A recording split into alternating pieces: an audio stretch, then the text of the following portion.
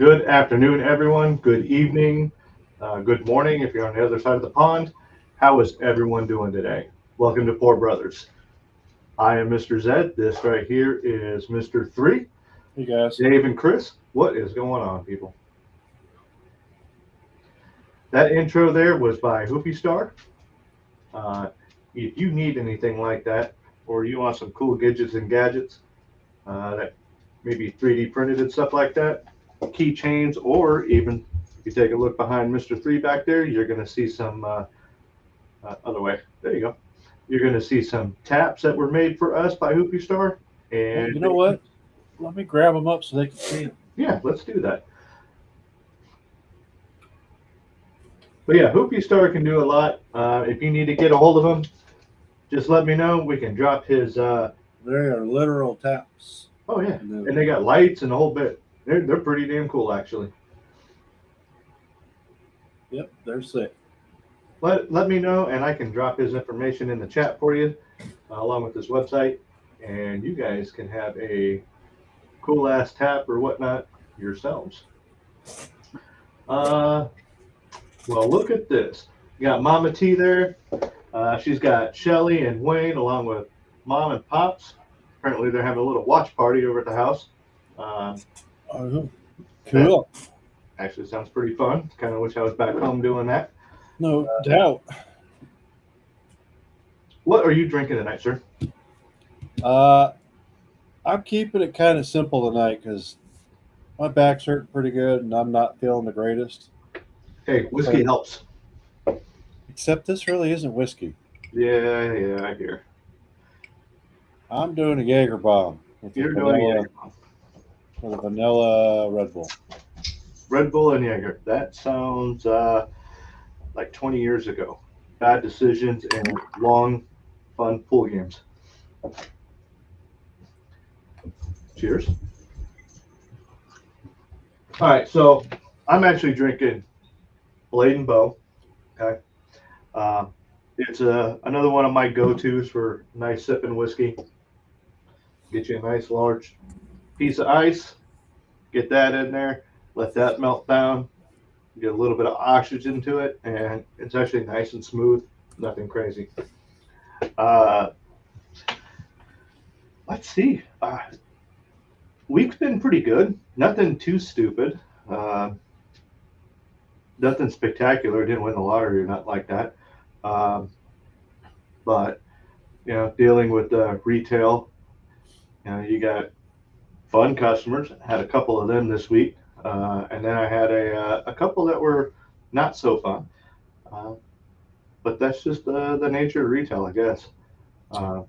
Absolutely is. Yep. You get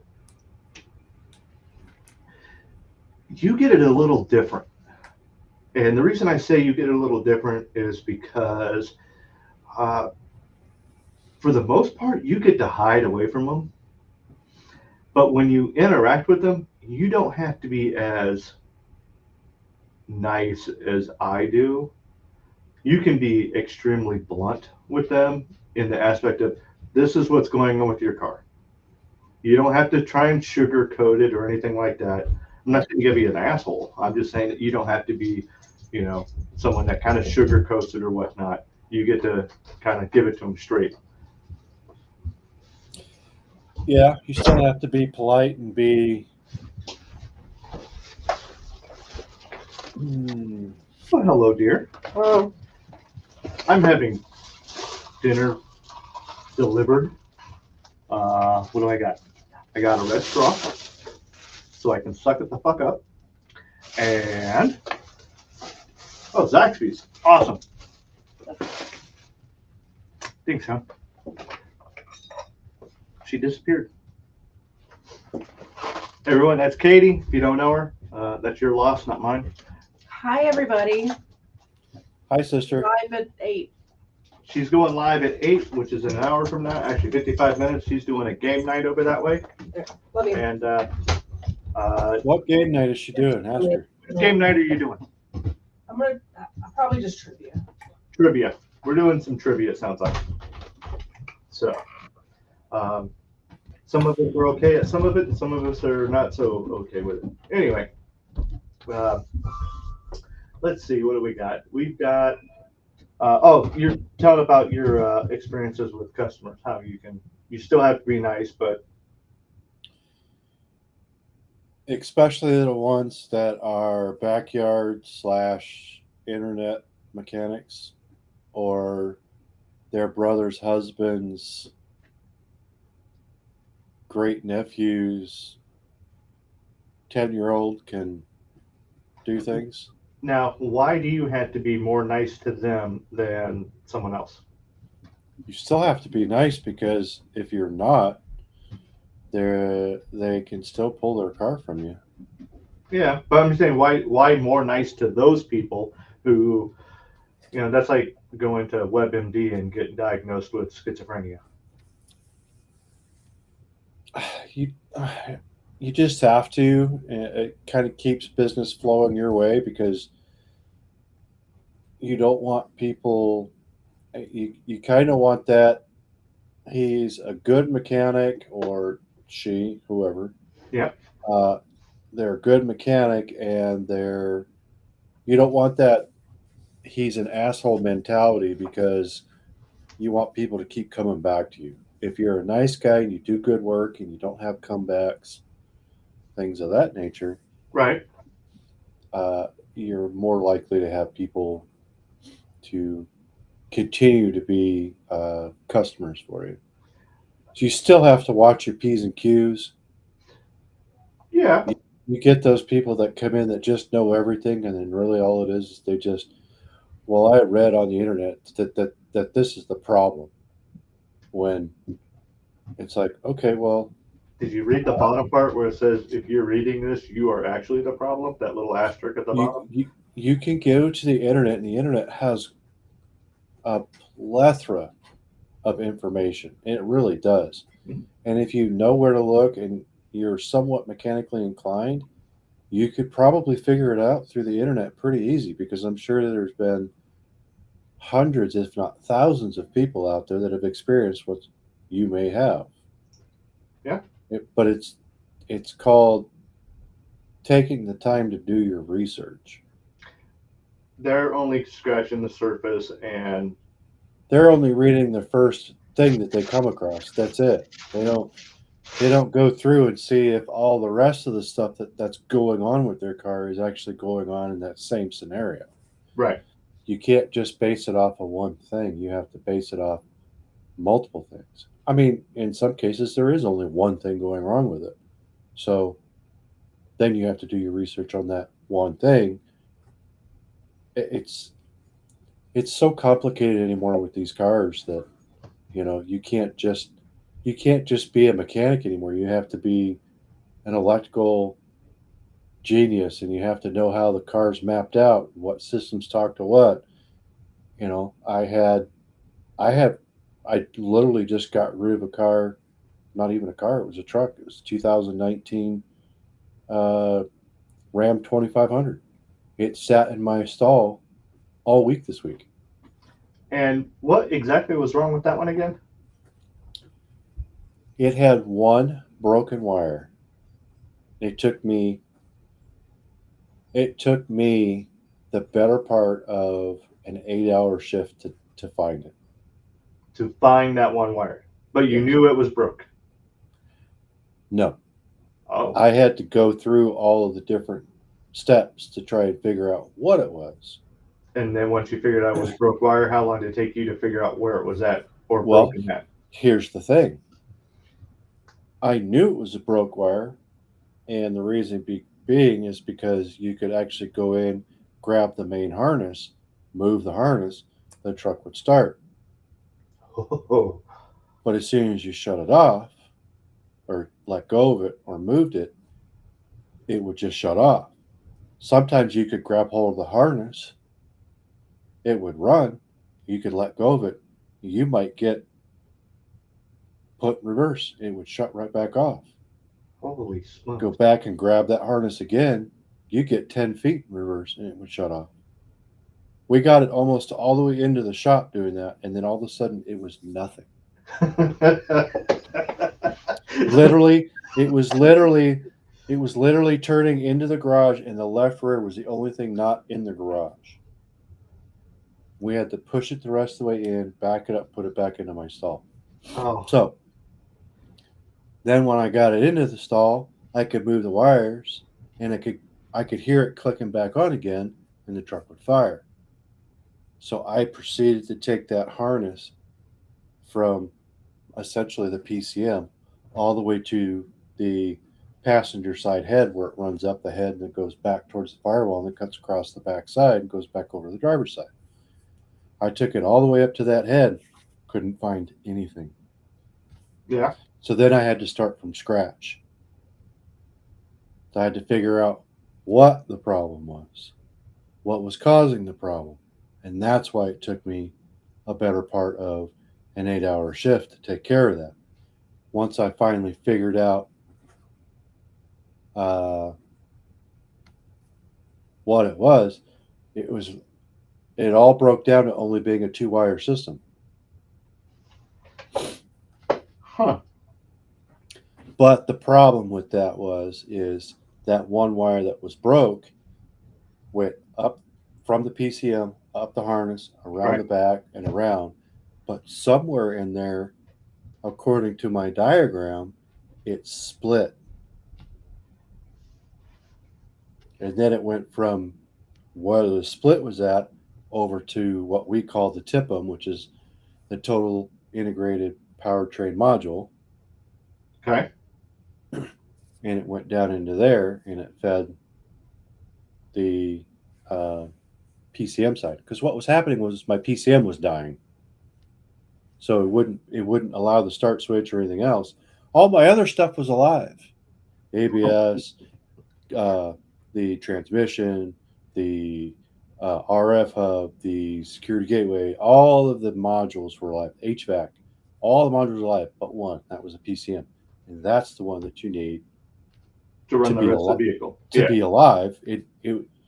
So in the grand scheme of things, you have a red, then you have a yellow, you have an orange. Okay. So, and I forget what the orange one is, but red is dead, has no power. Okay. So, just kind of like, and the only reason I remember that is because it's like a pistol or a shotgun or a rifle. If you see red, it's dead. Yeah. For your safety. Yeah. So, anyways, and upon moving the wires around, if you're watching the computer, you could see that the module would come back alive, and then the truck would start, and it would go back dead. So it was in there making a connection somewhere, but it was then dying. So, but anyways, long story short is, was your wire broke in the harness itself, or was it broke? I don't know where it's broke. Oh. Okay, I could not find it. I went 4 feet into this harness. Well, probably not quite 4 feet, but about 3 feet into this harness. Could not find it. No kidding. So the problem I had is because of where Mopar said this split was at. Yep. I was like, okay, well, if I go from this TIPM, which I verified had the 12 volts that I needed, Right. but as soon as I went over to the other side to the PCM, I had 0 volts. It was no voltage. So you knew that the split was between the two. You just didn't know where between the two. I didn't know where it was where the split supposedly was in this system, and I actually had to get some. How would you say that? Some backup, I guess you could say, because I was a little confused myself, and I knew that in one part of the system, it's supposed to control the ADAS. It's like a drivability. It's a safety feature for cruise control and whatnot. Anyways, the split had no image. Right. So I didn't know what. Well, when I called in my reinforcements and he and I were talking about it and just bouncing things off, he's like, well, this just doesn't make sense. He's like, you don't have a camera up on the mirror and you don't have a front radar. The camera is for cruise control. The radars for cruise control and automatic braking and all that stuff. Well, we didn't have any of that. So we both just came to the consensus. It's like, well, I had a hesitation of just taking that 12 volts and just running it straight over to where the other was, because if I just went from this point to this point and there's a splice somewhere, what system is going to go dead? And I think that was the key for me going, well, there shouldn't be a dead system because everything's alive except for one thing. So you basically just put a jumper in there. What I wound up Jumper doing, wire. yeah, what they call that is an overlay. We call it a jumper. It's an overlay because you run the wire overlay. It overlays all of the rest of it, and it comes back over. But yes, it's another. That's another technical term, is a jumper. Yeah. So So by doing that, you fix your problem, and the hell with the broke piece. right, you overlay it. So Yeah. basically, what you're doing is from this junction spot here, the TIPM, over here to the PCM, you just run an overlay or a jumper wire, and you secure it, and you splice into here, and you splice into here, because this is a good known source of 12 volts now, and this is a good known 12. When you bring that overlay over here, now you have a good source of 12 volts. I had absolutely zero problems after that. Truck fired up and ran, no codes, no nothing. See, And this guy's had this problem for going on 2 years, and nobody could figure it out. well, if you figured it out and he's got no more problems, he's probably going to bring stuff back to you when he does have a problem. Yeah, for sure. Yeah. I mean, Absolutely. so, you know, and it's things like that, you know. It takes, sometimes it literally takes 10 or 15 minutes to find the problem. Sometimes it can take a day. Sometimes it could take a freaking week. It just depends on how technical and how much electrical stuff is going on in these cars.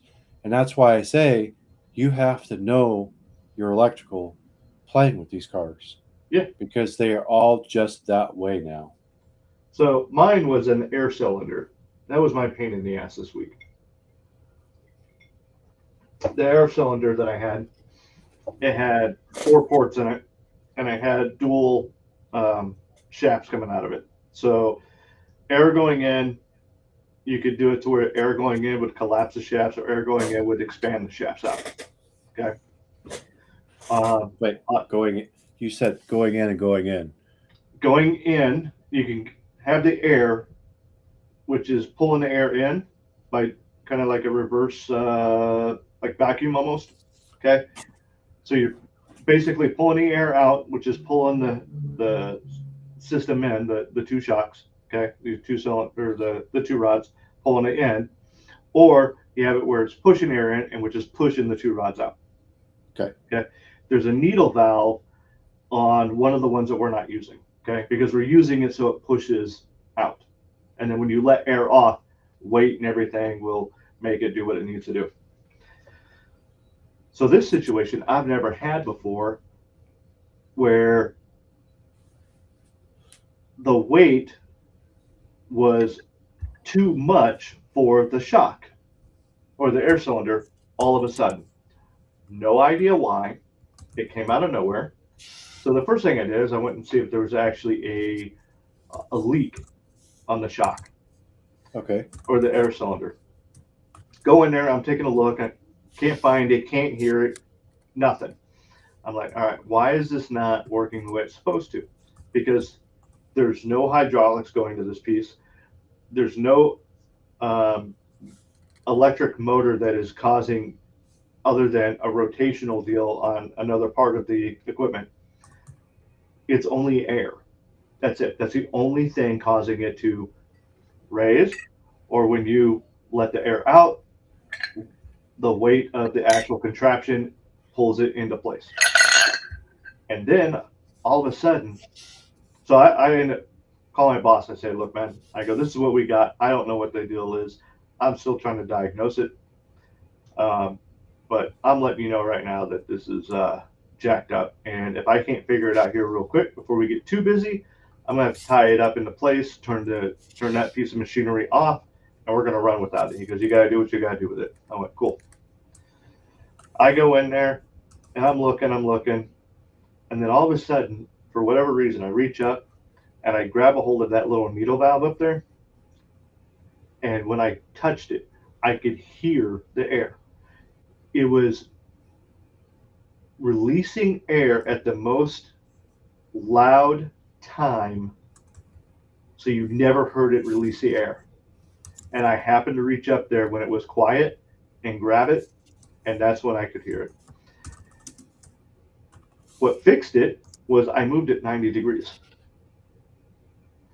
Moving it 90 degrees, okay, just taking it, grabbing it, and just moving it 90 degrees because it's attached, sealed it up enough to where it would function.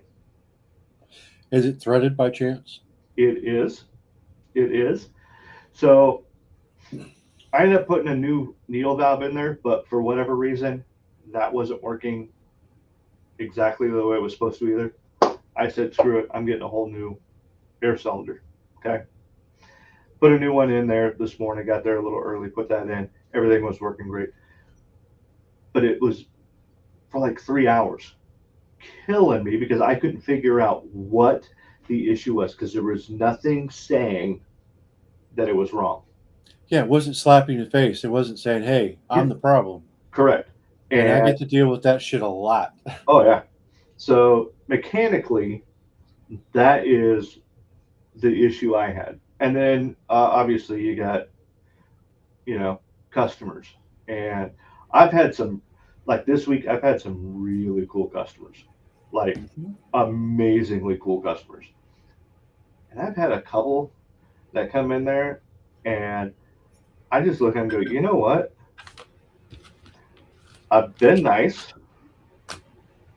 I've been nice and I've been firm.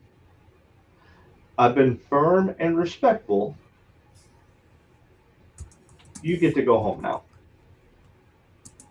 And I said that to one lady, and she goes, you can't talk to me like that. I said, ma'am, I have done everything I can to make you happy in the realm of possibility that I can.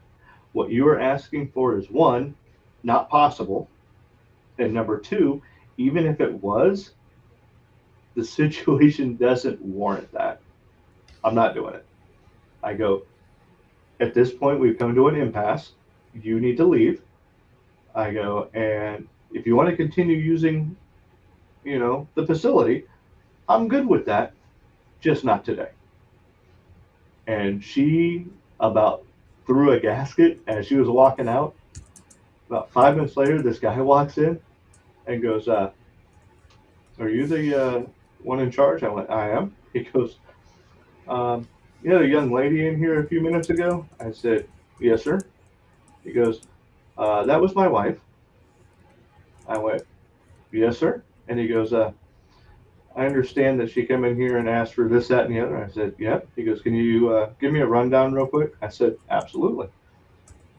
Told him exactly what she wanted. Told him why we couldn't do that. Told him what I could do was not acceptable in her frame of mind at all. Come in there and I go, so when being nice and firm, being firm but respectful would not play out, I asked her to leave. I said that she can come back and still use the facility, just not today. And he goes, I appreciate that. Starts to walk out and he turns around and goes, can I ask you a favor? I went, yes, sir. He goes, if she comes back in here, just tell her to give me a call. And when you tell her to give me a call, make sure she understands she needs to leave the facility when she's giving me a call. I went, yes, sir, I can do that. Ouch. Somebody's getting an ass chewing. Yeah, but it was the fact that he come in, just wanted to know what the story was, gave it to him, and apparently he'd already heard her side of it. And I was like, I wonder how this is going to go. And he come in and just nice as can be, said, yep, almost like he'd heard this song and dance before, and he'd been on the other side of it. And he's like, yeah, it's like, I appreciate people like that. That made the rest of my day. And I had a couple of small things happen that were normally bad. I but don't, I, and, that and made the don't rest get of my day better. and don't get this wrong, people. We're not insinuating that Van is all fucking being whatever. I am very much so here for my wife, as well as my wife is very much here for me. Okay, there are checks and balances for a reason.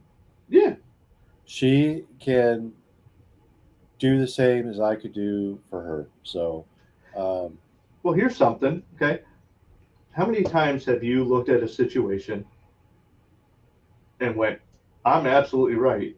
And then she looks at you and goes, no, you're not. And then you went, oh shit, maybe I'm not right. But if she wasn't there, I've had the same thing. Okay. there's been quite a few occasions. I'm not going to say it happens all the time No, but it's definitely that's that check and balance that we're talking about. Making exactly. sure that we're, Yeah. And he's apparently seen it once or twice, and just, thank you for letting me know exactly what happened. I'll deal with this, Mhm. And if she comes in here acting a fool again, just have her give me a call. And it was one of those, cool, Now, here's the other thing is I've actually had a guy come in before, okay, this a couple of years ago. He come in, all sorts of upset, and about 5 minutes later, because this guy was just going up, down, left, and right, not letting me get a word in. But I was trying to just let him vent it out. Mhm. His wife walks in behind him. He doesn't see her walk in. She listens for a minute, taps him on the shoulder. He turns around, looks at her, and she goes, get your ass in the car. You're done. And he just dropped his head, walked out the door, got in the car. She looked at me and goes, I am sorry. I don't know exactly what's going on. He's having a bad day. But I hope it didn't, cause us not to be able to come back. I said, no, ma'am. And let's get something straight. It's not that he's like whooped people. No, He just knows he's in the wrong because she came in she and probably is one of those people that doesn't step in unless she has to. right. And So that's the he's way it should like, be wait a placed. minute. She's here. She's telling me to go do something, and she's probably not normally that way. But because I'm the same way, Yeah. if I'm doing something and I'm hot and heavy, and wife comes up to me and says, "Hey, you need to dip out or you need to bounce," I'm gonna be like, she doesn't do that to me, Right. so I got to take a step back and go, Why did she do that? Why is she telling me yeah, this? Am I really out of pocket maybe right now? I need to remove myself from the situation, go sit down and go, what? Oh yeah, okay, I got it. And that's the She thing was is, right, and then you could come back, and most people that are in that type of scenario will come back and be like, "Hey, man, he I did. was in the wrong, and I'm apologizing." And Like 2 or 3 days later, he came back. He goes, "You remember me from the other day?" I said, "I played dumb." And went, "Can you remind me?" And he looks at me and goes, "I was the asshole in the office." I went, "Oh yeah, you weren't an asshole." And he goes, "Yeah, I was." But that's just it. Katie and I, she'll do the same thing. I will let her fight her battles, do her thing, unless I know that there is reason for me to step in. Okay. exactly. And it could My wife be, does the same. it could be if she's, you know, 100% right, and she's just, you know, maybe a little heated. It doesn't matter. It's the fact that I'm going to let whatever the situation is, I'm going to let her handle it until I feel that I need to step in. That way, I don't feel like I'm undermining her or anything like that. Right. And she does the same exact thing for me. Like if I say something stupid or whatnot, she'll let me know, which is great because I probably need to have that done more often than I do. But hey, So, so it's like conversations that I hate having with companies. It's like I let the wife take care of it. I need she's you more to take care of level-headed. this. I need you to do this and talk to these customer rep people because she's been in the business. She knows what to say. She knows how to handle that stuff. It's not even that for me. You know what it is for me? I Please hold. Yeah. But she seems to be able to take care of that better than I can. And, earlier this week, over the weekend, my cat got sick. Yep. Um, I remember let you it go. saying that. I let it go for a couple days, and then, Monday, we just decided we were going to take him up to the vet. Okay. Took him up to the vet. $520 later. He's back home. Not even 24 hours later, he's thrown up again. That's not good. No. And as it happens, that Tuesday, because it happened Monday, Tuesday, she had an appointment for the little cat, the one that's about a year old now, to get her vaccines. And I said, you know what? Just take him up there, see what they say. Second opinion, I guess. Oh, Right? different place? So, sorry. Was it a different place? It was. Okay. And here's the deal. It's like we went to this other place and we've been going there for 4 years. And they've been taking care of not just the dogs, but they've been taking care of the cats too. Right. Now, this place also has a separate place up in Morgantown, which is about 45 minutes away, that deals strictly in just cats. We didn't get it over there to that particular place. We took it to the other place that we normally would go to. Gotcha. So with that being said, we took them over to the place that's literally in town here, and they found something completely different. And how is he? So far, from what I can tell, he's doing better. He's Good. still not 100%, but he is not hiding in underneath the bed anymore upstairs. Is he eating? He's coming downstairs. He's eating.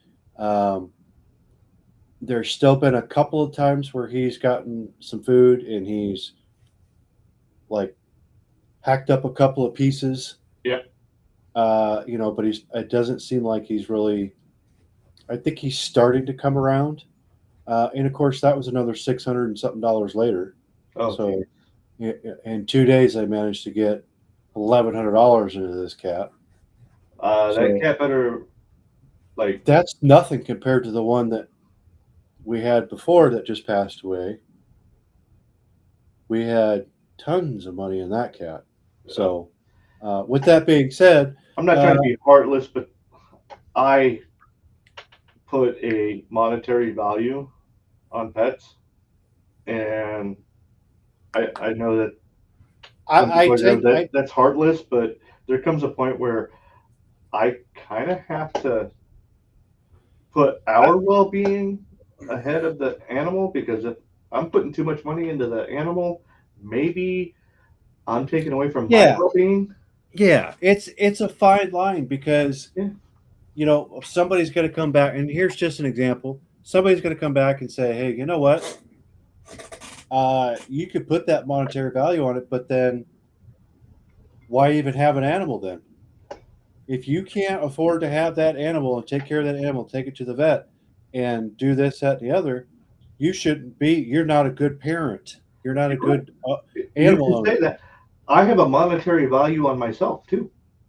Right. Well, I'm just saying in general. Okay, this is what the public will come. Oh yeah, absolutely. And you have to worry, but I'm kind of the same way. I'm not like the last cat was basically, in a sense,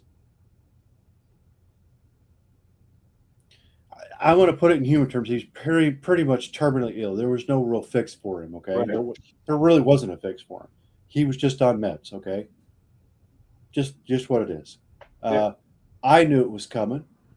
You know, um, it's just one of those things. It's kind of like if the animal is too far gone, or sometimes you just There's quality have of life you have to think about too. we as people, as humans, we have to we've integrated this into our lives, and we like pets and we love animals and whatever. Okay, Absolutely. it's just part of our lives. But tomorrow is never guaranteed for a job, Yep. for us as life, anything of that. So financially, it's tough on, I'm going to say, 99% of the population to own an animal, because they can't literally afford. They literally cannot afford these veterinarian offices. They are so damn expensive. Okay. Prime example, my buddy Wes. That dude will go to the ends of the earth for his animals, and I am grateful that he is that way. If I could financially do that, and Oh, yeah. I was in that position, I promise you I would do the same exact thing. But at some point I have gone, this is it. I will take whatever it is out to the back and properly take care of him and bury him, okay? Or Yeah. her, whatever. Yeah. But Properly my dispatched. prime my and then- my thing is he has spent, I'm not going to disclose the money because I don't know exactly what it is, but I'm going to tell you it's very easily a vehicle. Okay. And I'm Oh, not yeah. talking about just going over to Craigslist and buying yourself an $8,000 car.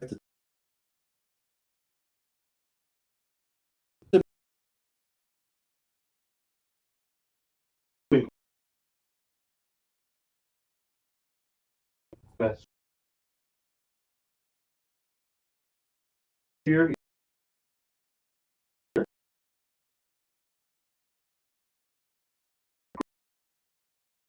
that you could make it in. Yeah, we've had some pets around here that have cost us a little money. Erica, thank you. I know you're probably going to be dipping out of here in a couple of minutes to head over to Katie's game night.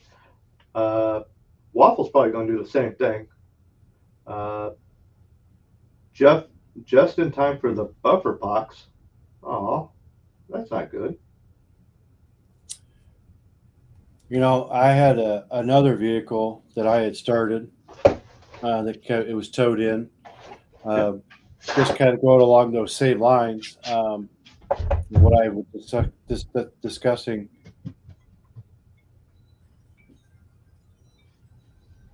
What is this? Just tried to get back on.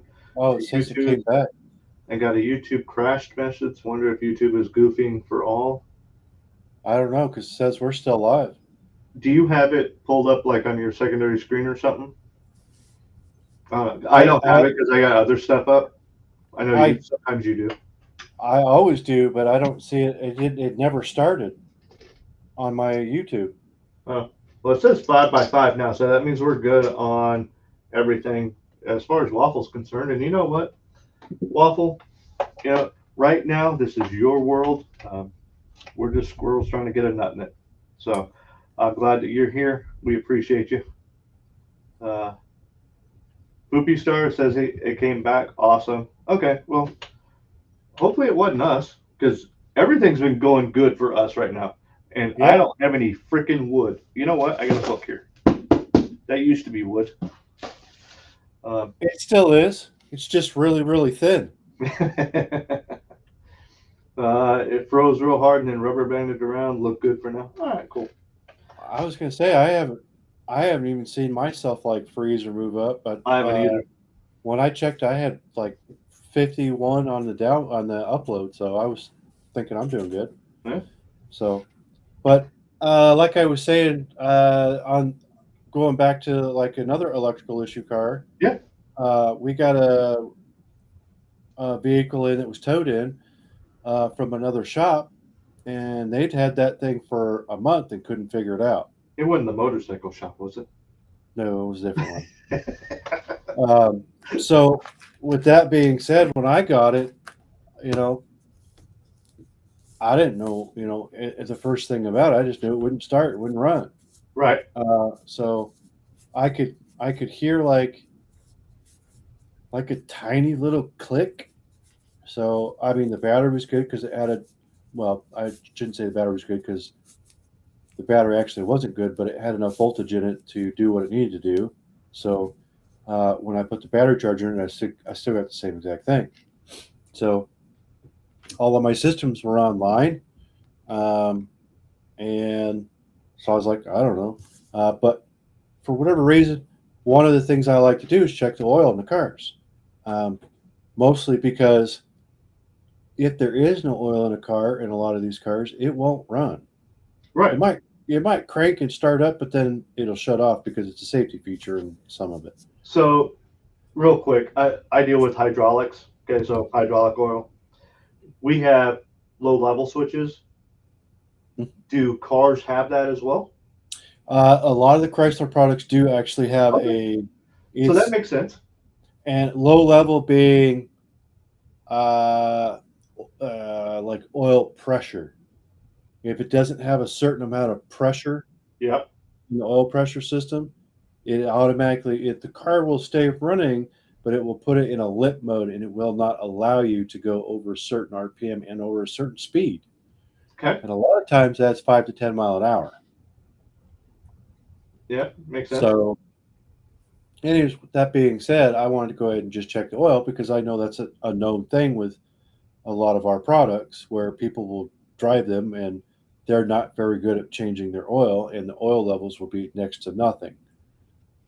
Well, this really wasn't that case for a vehicle that was supposed to have 4.8 quarts in it. It had 12. Oh, 12 quarts. that's like 10 pounds of shit in a 5-pound bag. No, that's a lot more than that. And so it filled that engine up. Okay. No wonder it couldn't do anything. I'm getting there. So went ahead and drained all of the oil back out of it, and I Yeah. put the proper amount of oil back in it, and I still had the same thing. So all of my systems were live. I just didn't have any. Basically, I didn't have a starter turning over. Okay. So what I did was I wound up checking the starter circuit. Well, the starter was no good. Well, this thing's $1,200 for the starter. Yeah, Is It's it like- platinum? I don't know, but it's 3 hours to put this starter in. Why? Well, Because of work. let me back up. How much is the starter itself? Not the labor, just the starter. $1,200. And now we're talking 3 hours worth of labor to go on top of that. Yeah. Now ours is a smaller city, so our labor rate's only 1.5. On a bigger city scale, you're looking at 220, 250. In other cities, it may even be more than that. I don't know. I don't know the labor rates in a lot of the other cities. So, but we get this. 400. So $1,200 plus another $450 in labor. Mhm. Well, but it turns out that this particular starter, because the car only had 28,000 miles on it, was actually still covered under warranty. Oh, thank So- goodness. Warranty only calls for 3 hours, 2.8 hours. So it's 3 hours, right?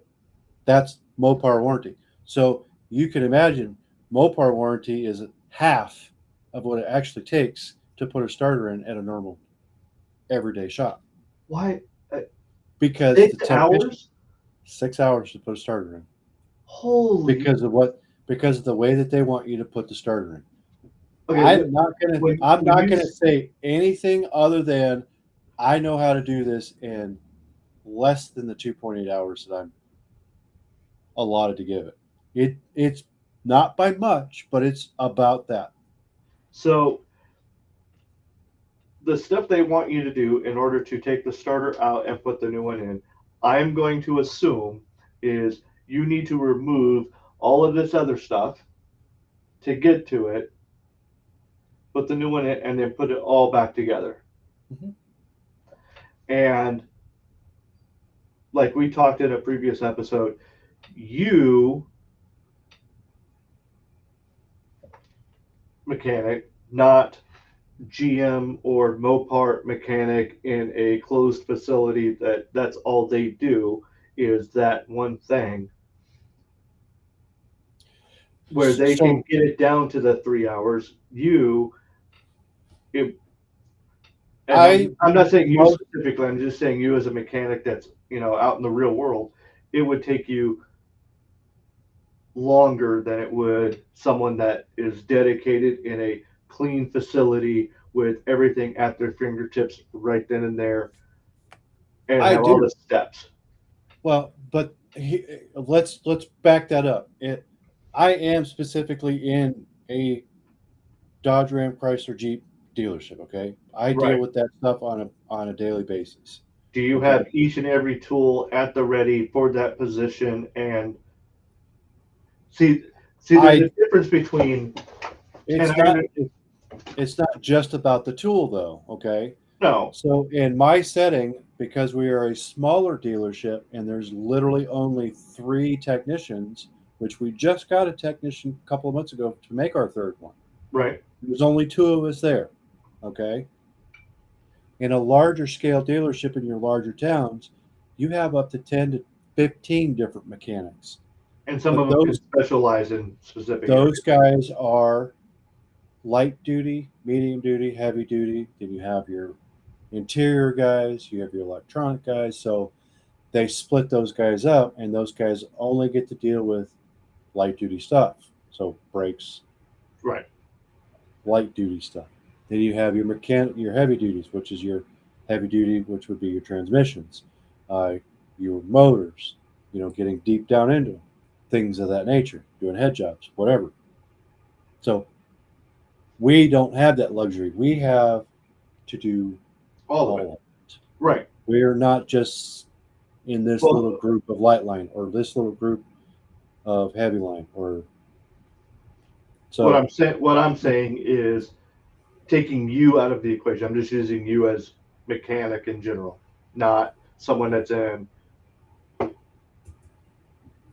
manufacturing place where they sit down and everything is pristine and everything is sterilized and they have everything at their fingertips and then they got the little stopwatch and go, ding, okay, okay.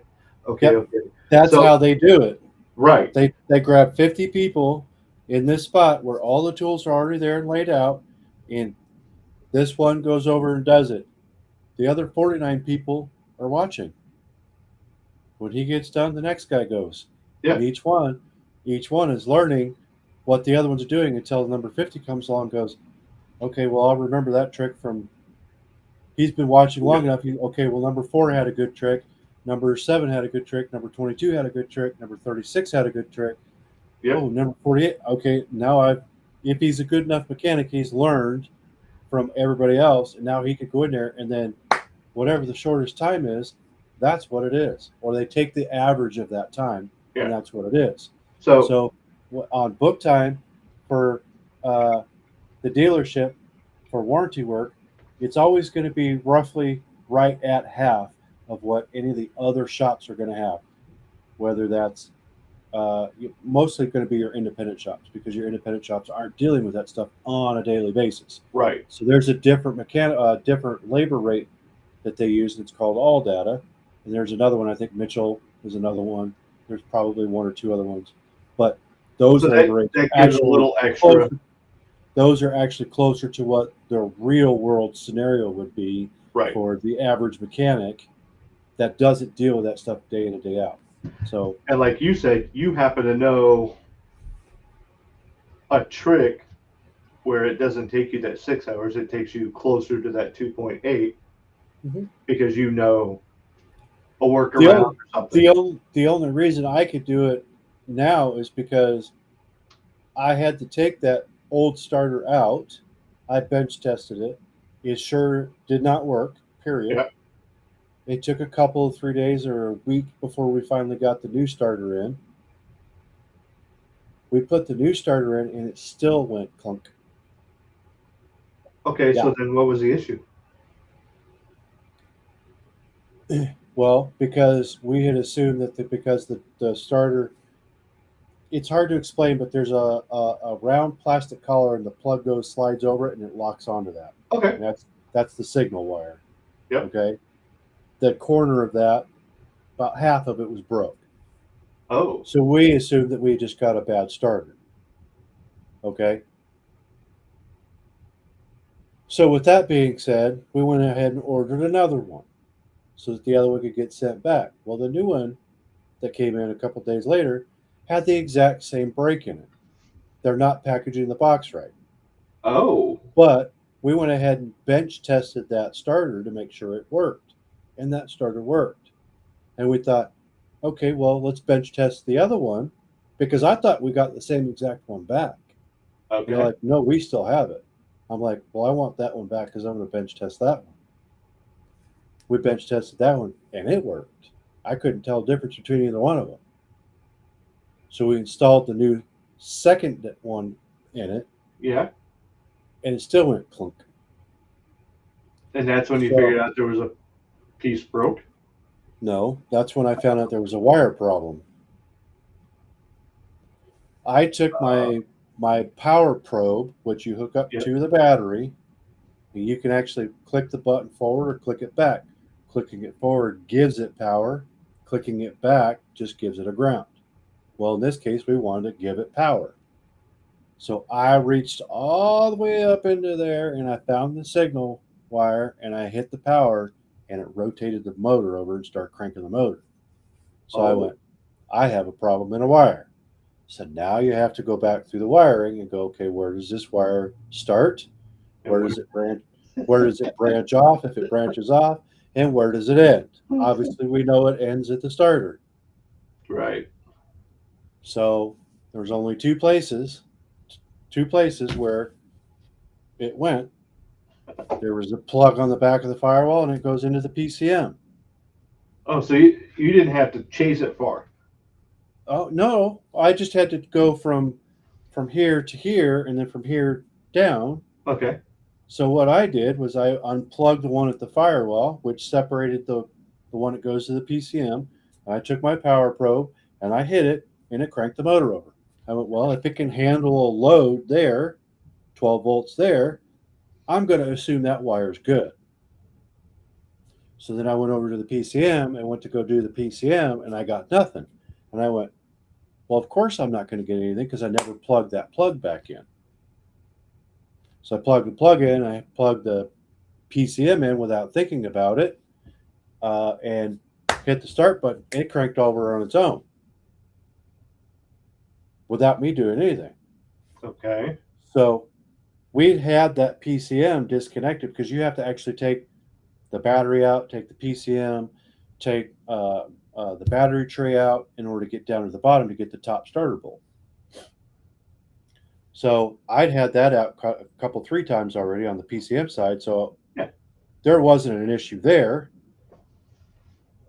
As far as pin fitment, which would be the electrical pin connector going in, the male going into the female, Right. making proper connection. It was at the firewall. And for whatever reason, when I took that plug apart, plugged it back in, it is now making proper connection. So I went in there and I just kind of took a little pick and just kind of closed the connection up a little bit, and now it's fixed. Oh. So Hey, Jenny. Good it to takes see a you. lot. When you first fire them up, it just barely had a little puff of smoke. Okay. But we wanted to test drive it, make sure all the systems were proper and whatever, because it'd been sitting for over a month. Well, as soon as he went to go give it gas, because he went somewhere, I was dealing with the other truck, so he had to deal with the starter, but I had to go in there and help him with the starter because my arms are longer and I can reach in where the starter's at. Yeah, I got short arms too. So with that being said, I was helping him take care of that, as well as my truck that I had problems with that I was still trying to figure out. But when he went to go take down a test drive, it just blew out this big pile of smoke. I mean, huge pile. And he was like, "Oh my God." He turned around and brought it back.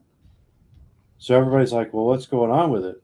And I was like, "Well, this thing had 12 quarts of oil in it.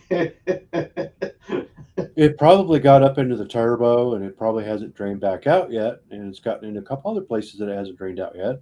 So you got to The run car- it to get it out of there. It probably just has to be driven." "Oh, well, I don't know." And I'm like, "Just give me the keys." Man, I had a half a mile of you couldn't see shit. Just smoke everywhere. And I was like, okay, well, I'll take my foot off the acceleration, off the accelerator. Yeah. And then the smoke just went down to a minimum. And then as I got through my S curves and started heading down the straight, I hit again, just smoke everywhere. You're burning And it all out. by the time I got to the 2 mile mark of my little test drive for doing my PDIs and stuff, Yeah. they're just a little bit. And I'd turn around and come back and I'd just start running it. And by the time I got back, there was no smoke. Yeah. Just burned off all the oil in it. So you want to hear about something crazy that happened to me this week Yeah, absolutely. with my Jeep? Mhm. So I've been trying to get it together. It's a 2011 Jeep. It's got some. It's a Grand Cherokee. It's not one of them fancy Jeeps. That's a fancy Jeep. It's a Grand Cherokee. Anyway, it's got like 253,000 miles on it now. I've been trying to get it together because I'm looking at trying to get something a little older, something that I can work on where I'm not dealing with the electronics that you're dealing with. Okay. And so I've been doing little things here and there and got it up and running. It was running good. Everything is great. I've been using it, go back and forth to work just because I want to make sure everything is good. Because if I do have the opportunity to, turn it in, get some money for it, I can get something else, great. And everything was great. Gravy, just, it was running nice. It was, kicking ass, taking names. On my way to work one morning, go in, and actually it was in the afternoon. So I go in and I park, everything's good. I go inside, they're like, "Hey, look, we're out of this. Cool, I'll run next door. I'll go pick that up. I'll run down the street. I'll go pick that up." Like, all right, cool. I get in it, go next door. I get out and I see steam. This is after you did the check engine light thing with the computer? Yeah, this is after Okay. that. Okay. Okay, so it was working then. Oh, it was working great. Oh, okay. Yeah. After you and I talked about that, the whole check engine thing, and we got all that figured out, and it was working great. How was the trend shifting? Amazing. Like No clunk in it? nothing. The whole thing is absolutely. It was running smooth. Okay, Right. so And it's I'm like like- it was supposed to be done. Yeah. Yeah. It was So I get over next door, and by next door I mean like 300 yards, like literally next door, 300 yards. That's it. Get over there. I see a little smoke, steam. All right. Well, I'm not going to worry too much about it at the moment because I did happen to take it through a car wash on, just maybe there's some extra little water somewhere and I just didn't notice it when I parked it the first time, maybe. Go inside, come back out, I look down, and as I'm walking out, I can see up underneath the engine, and I'm seeing a little bit of water. Hmm. All right. I look, I'm not seeing anything dripping. Again, I did come out of a car wash right before work. excess water maybe. I don't know, because that happens. You get drip. Okay. Drive it back over, hand off what I had to hand off, go down the street to go to the other thing. Something told me, hey, keep an eye on your gauge, make sure it's not overheating. I'm looking, it's doing good. And just as I'm pulling in the parking lot, it starts to climb a little bit. I go, this some bitch. I park, I turn it off, I go inside, get what I gotta get. Made sure it took me a little extra time to do it. Get back out, drive, and literally I'm not driving like a mile and a half. That's it. That's as far as I'm driving. I'm driving, everything's good. I gotta come up this hill. As I'm coming up this hill, obviously it's pulling more on the motor to go up the hill. I look down and all of a sudden it goes from being good to, oh, it's getting hot in here. I'm like, all right. I pull up, and as I pull up, I see the lights green. I can make that turn. I got just a couple of cars in front of me, and I'm letting it go.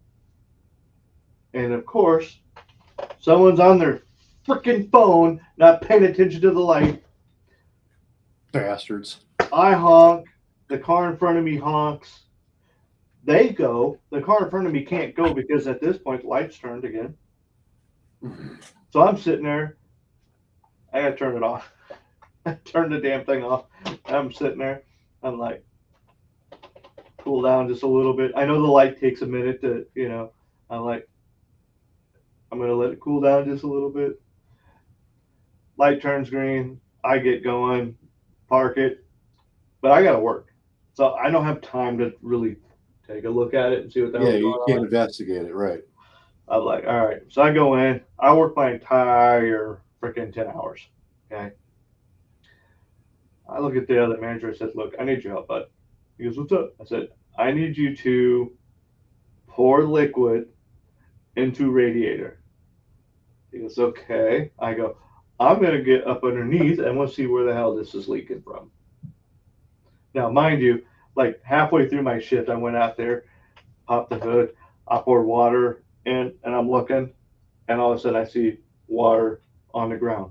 I'm like, well, I got to leak. I'm hoping it's a freaking hose, right? I have a feeling I know what it is without you even telling me. I'm hoping it's a hose. I'm like, okay, maybe, upper hose, or maybe the lower hose. I'm willing this into existence. Okay. Like it's a hose. It's a hose, but I don't know which one it is. So I had him that, and it's like 10 o'clock at night. I have him pouring water in there. I got my flashlight. I'm looking, and I can't find. I can see the water drop, but I can't see where it's coming from. So I get my old ass up and put my hand on the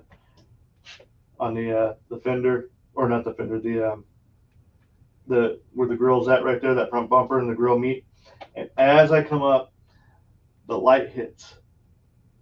And it was like 20,000 angels, right? Laughing at me because it's pouring out the front of the radiator. I got a hole in the radiator. Oh. And I'm going, where the hell did that come from?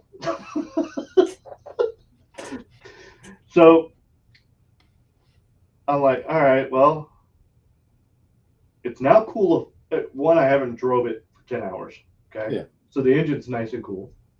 I just filled it full of water, and the hole's high on the radiator. It's up there. I'm like, all right. Got to get home. It's 10 o'clock at night. There really shouldn't be that much traffic. There really shouldn't be anything crazy going on. I can baby this most of the way. It's nice and cool out.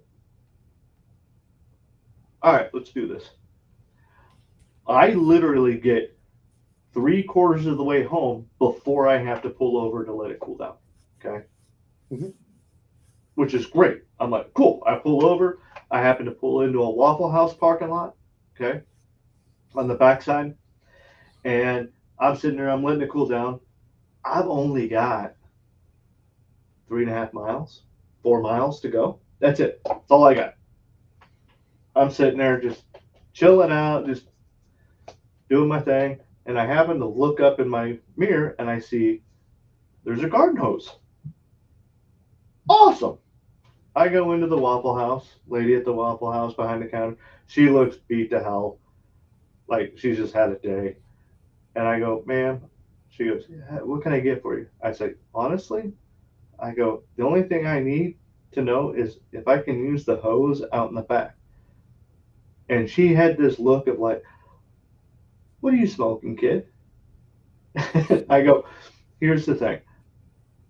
I got a hole in my radiator. I got 4 miles to get to my house. I go, I've already come, like 15 miles. I got 4 more. That's all I got. Engine's cooled down some. I just need to put enough fluid in it to where I can get to the house without it dying completely. And she goes, you said there's a hose out back? I went, yeah. She goes, man, I threw a hose out like 3 days ago. They must have got a new one. Absolutely, you can use it. I went, I appreciate it. I will make sure it's rolled up the way it is right now. It's all nice and neat. She goes, do you not need something to drink? I said, no, ma'am. I got plenty to drink in the car. I even got me a snack. I go, I've been, letting the engine cool down. I go, it's for the most part cooled down. I just need to add some fluid to it just so that I can make it the rest of the way home. Expel some more of it by the time I get home. Oh, yeah. So she's like, not a problem. So I go out there, I fill it up, and I got to go back down to that Waffle House and get some food and give her a nice tip because she really helped me out. Anyway, get it. Everything's good. It's not hot. The engine's not, like, everything's good. I fill it up. Now, from Waffle House to the house, it's not a bad drive, but there's a couple of spots where it goes up. And it's there's a stretch of it that's a nice 45 miles an hour, not too fast, okay, where I'm really ramping it up or anything like that. I'm like, cool, I'll do, 35 or 40.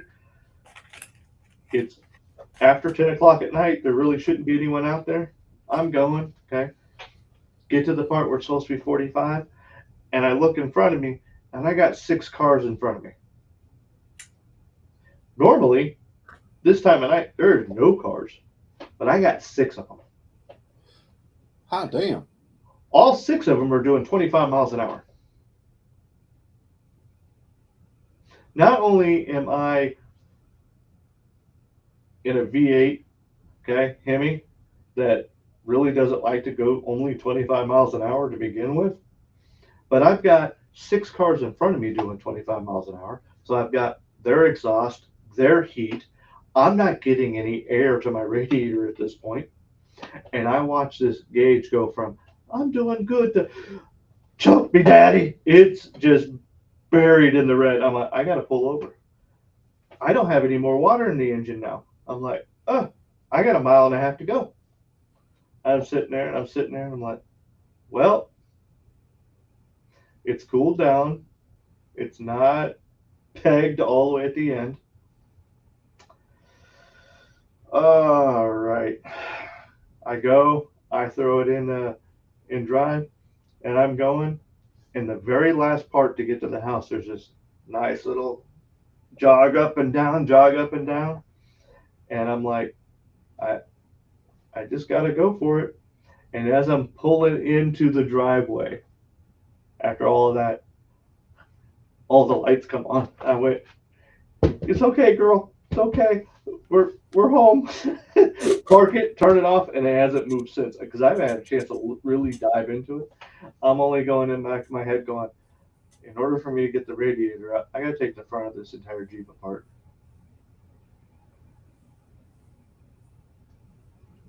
It's not as bad as you think. But it's me. It's a lot. It's a lot, but it's not as bad as you think. And I'm going to take it all. Yeah, and I'm going, oh. But no, that. Hey, let me know when you do that so I can come down and do that. I'll drive down there and I'll help you with it. It might be cheaper and faster to fly. I But yeah. could use some time to come down and see you.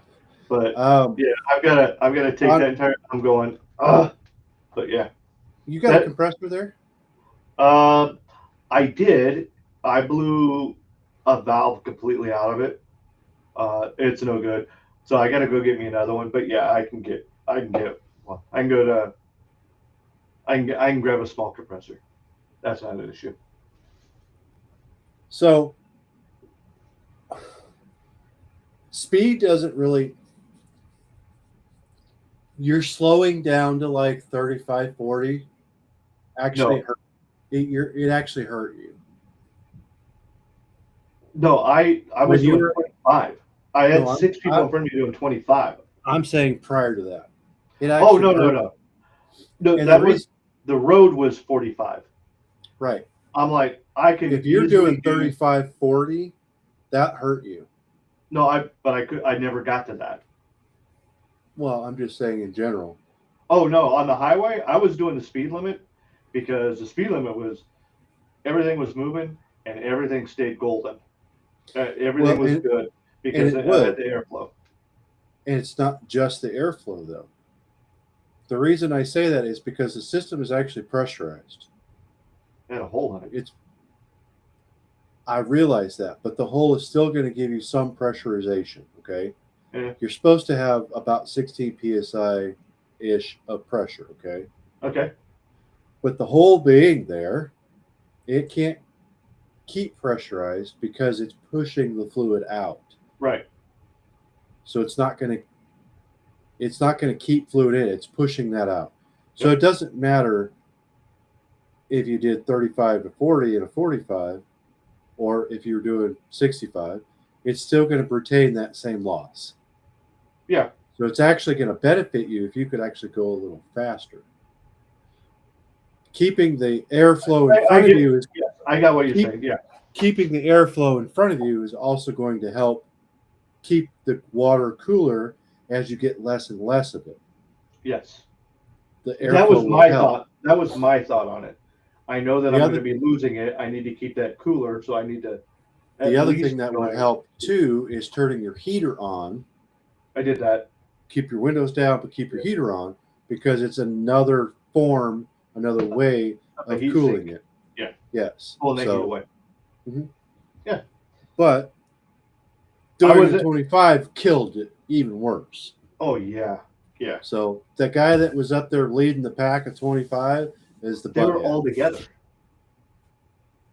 As soon as he pulled off, like I pulled over and I'm looking and I'm seeing them, and I could see all 6 of them then turn.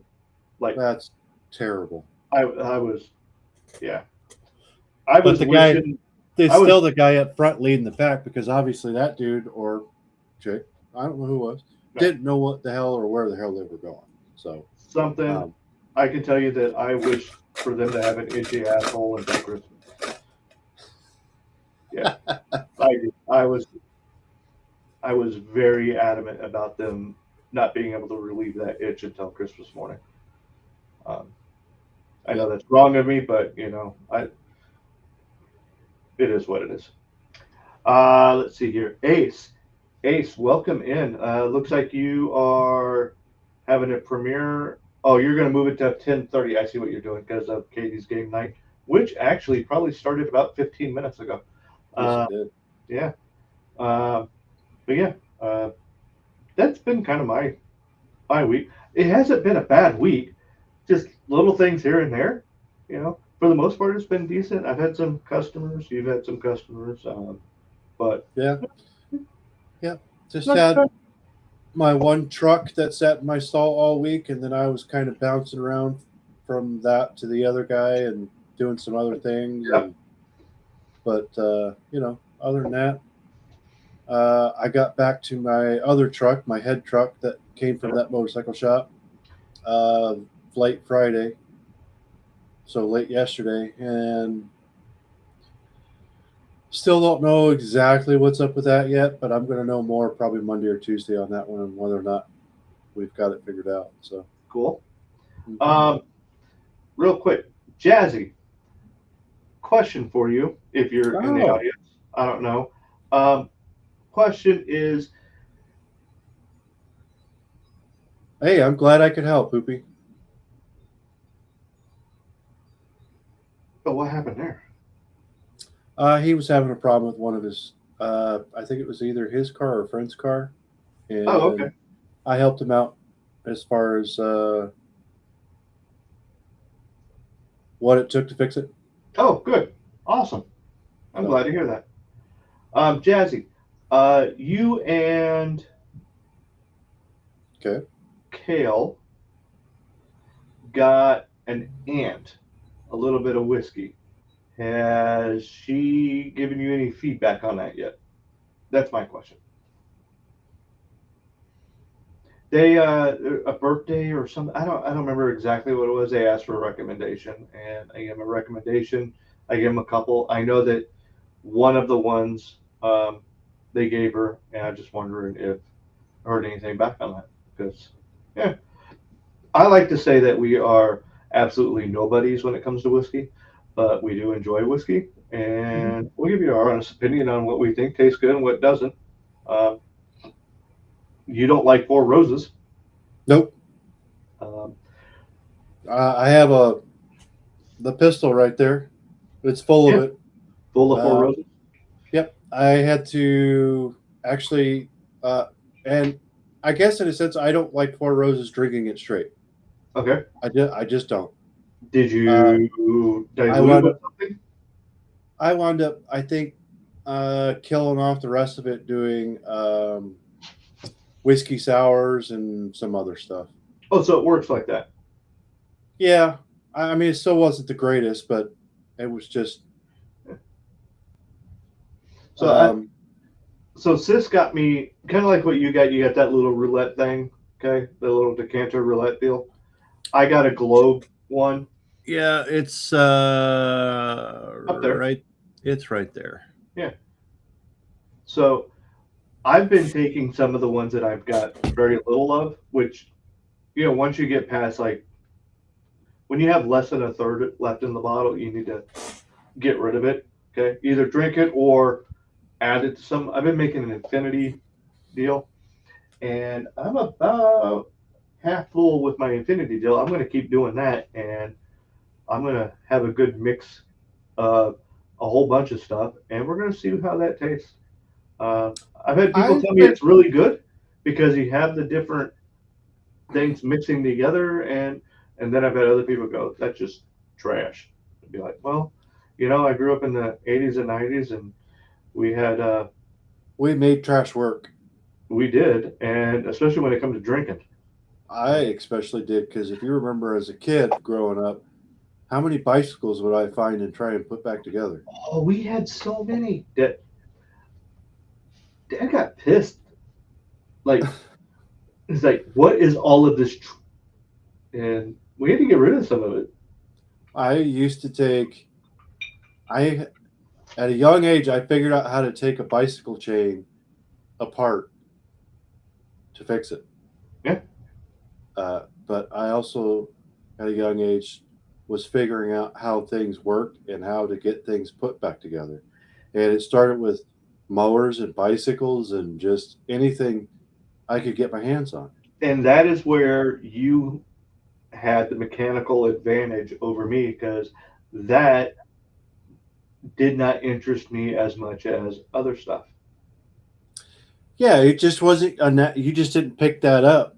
It just wasn't an interest for you, and it just for a lot of people, it's just not. And I'm telling you, it has bit me in the ass more than once, not paying more attention. And it's honest to God, it has bit me in the ass more than once for not paying more attention.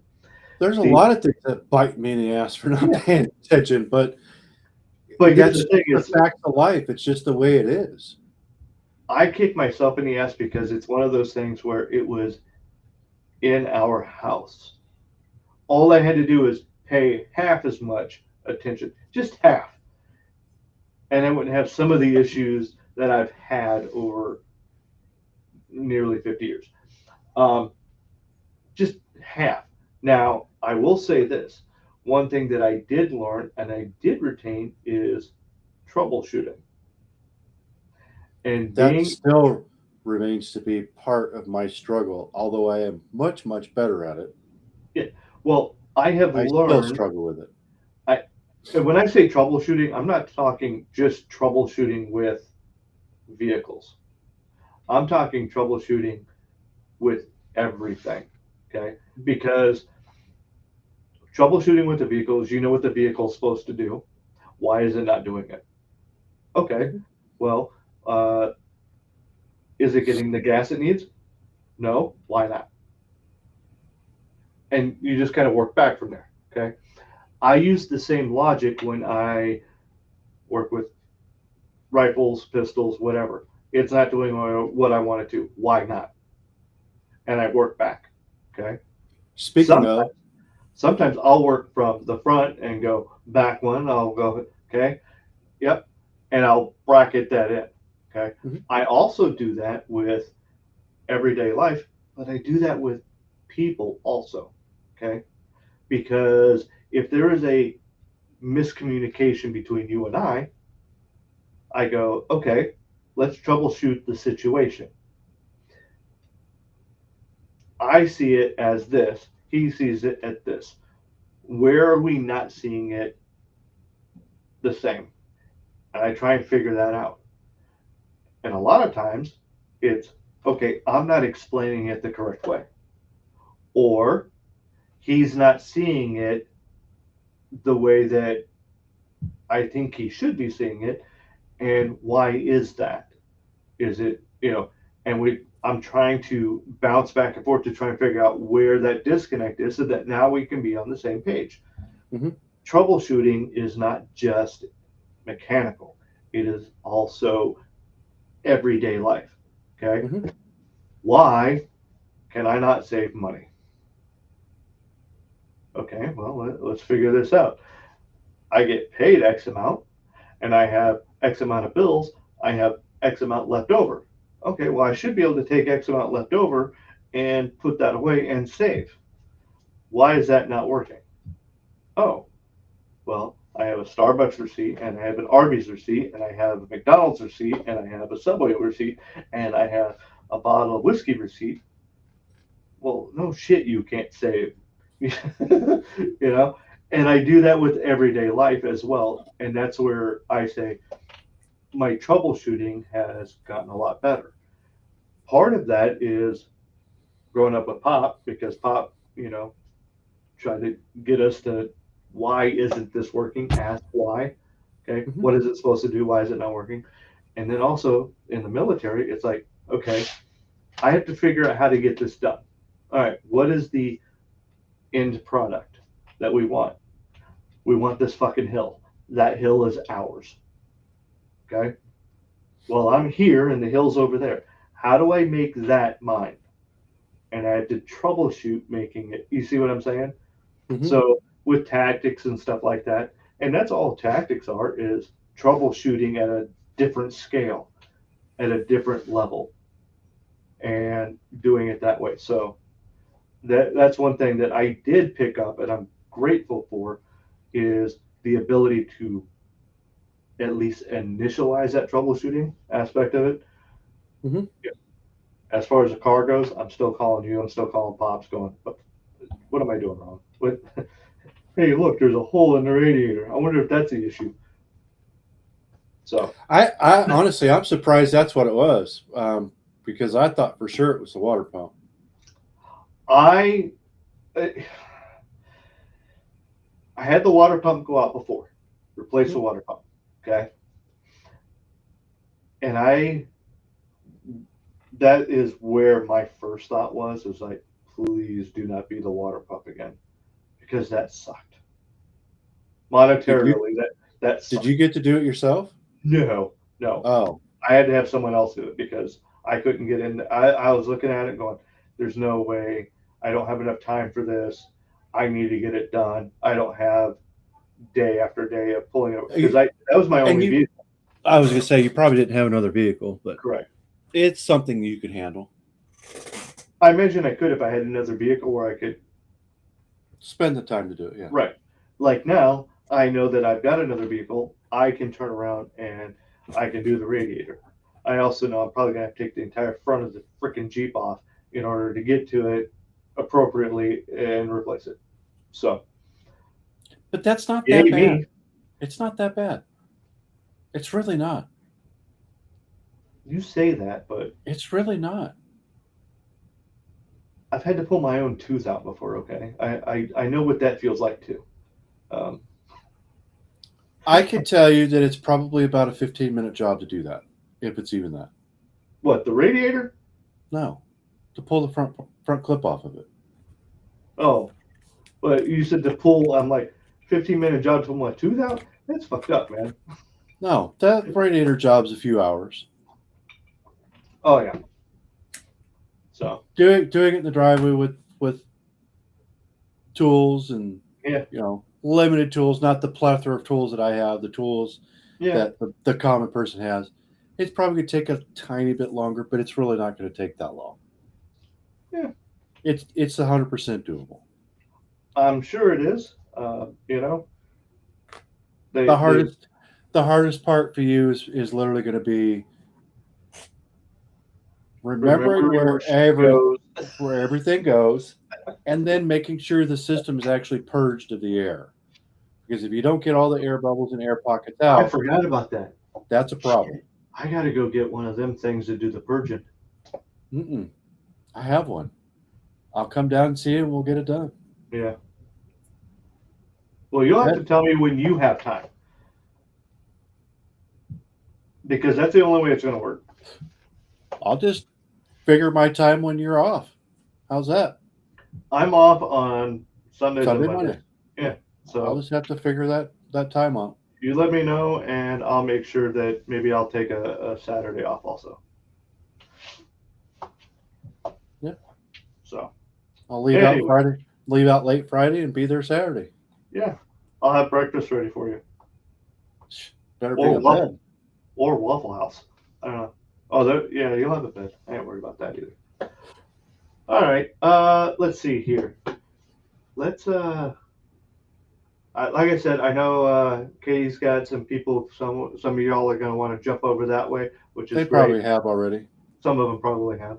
Oh, But I've got like tonight's show. The title of the show. yeah. Locked in. Okay. And that is, there's different ways to be locked in. I mean, you can be locked in your bathroom, you can be locked in a casket, a jail cell, We're just talking locked in as in, hey, I'm focused. Right. Okay. Some of it. Anyway, we got I got one here that's locked in. This lady is really focused on her driving test. Okay. She is going to pass this test. Nothing is going to get in her way. She is definitely in charge of this driving test. So I wanted to show you this one here because I freaking died laughing when I saw this one. You seen this one yet? Mm-mm. No? So this lady here is taking a driving test in Argentina.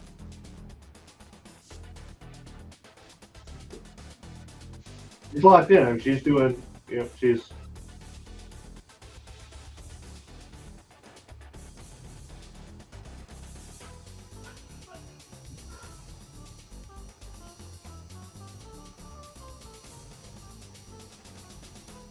Think she missed the turn there. That's okay though. She's missed. That's the second turn at least. She's missed. They got cones right here, so maybe she. Goodness gracious! she found a straightaway and she took it. Wow. This one here is another car one. This one actually happened, I believe this was in Scottsdale about a year ago. Do you know what Waymos are? Yes, I do. Self-driving cars, self-driving taxis, I believe. So this one here, this guy was in a Waymo and it started doing circles. I can't get out the car. Has this been hacked? What's going on? I feel like I'm in the movie. He calls Waymo, gets them on the phone because he's like, I can't get out of the car. And it's just doing circles in the parking lot. Can someone please help me? So I'm going to turn it up just a little bit so you can hear.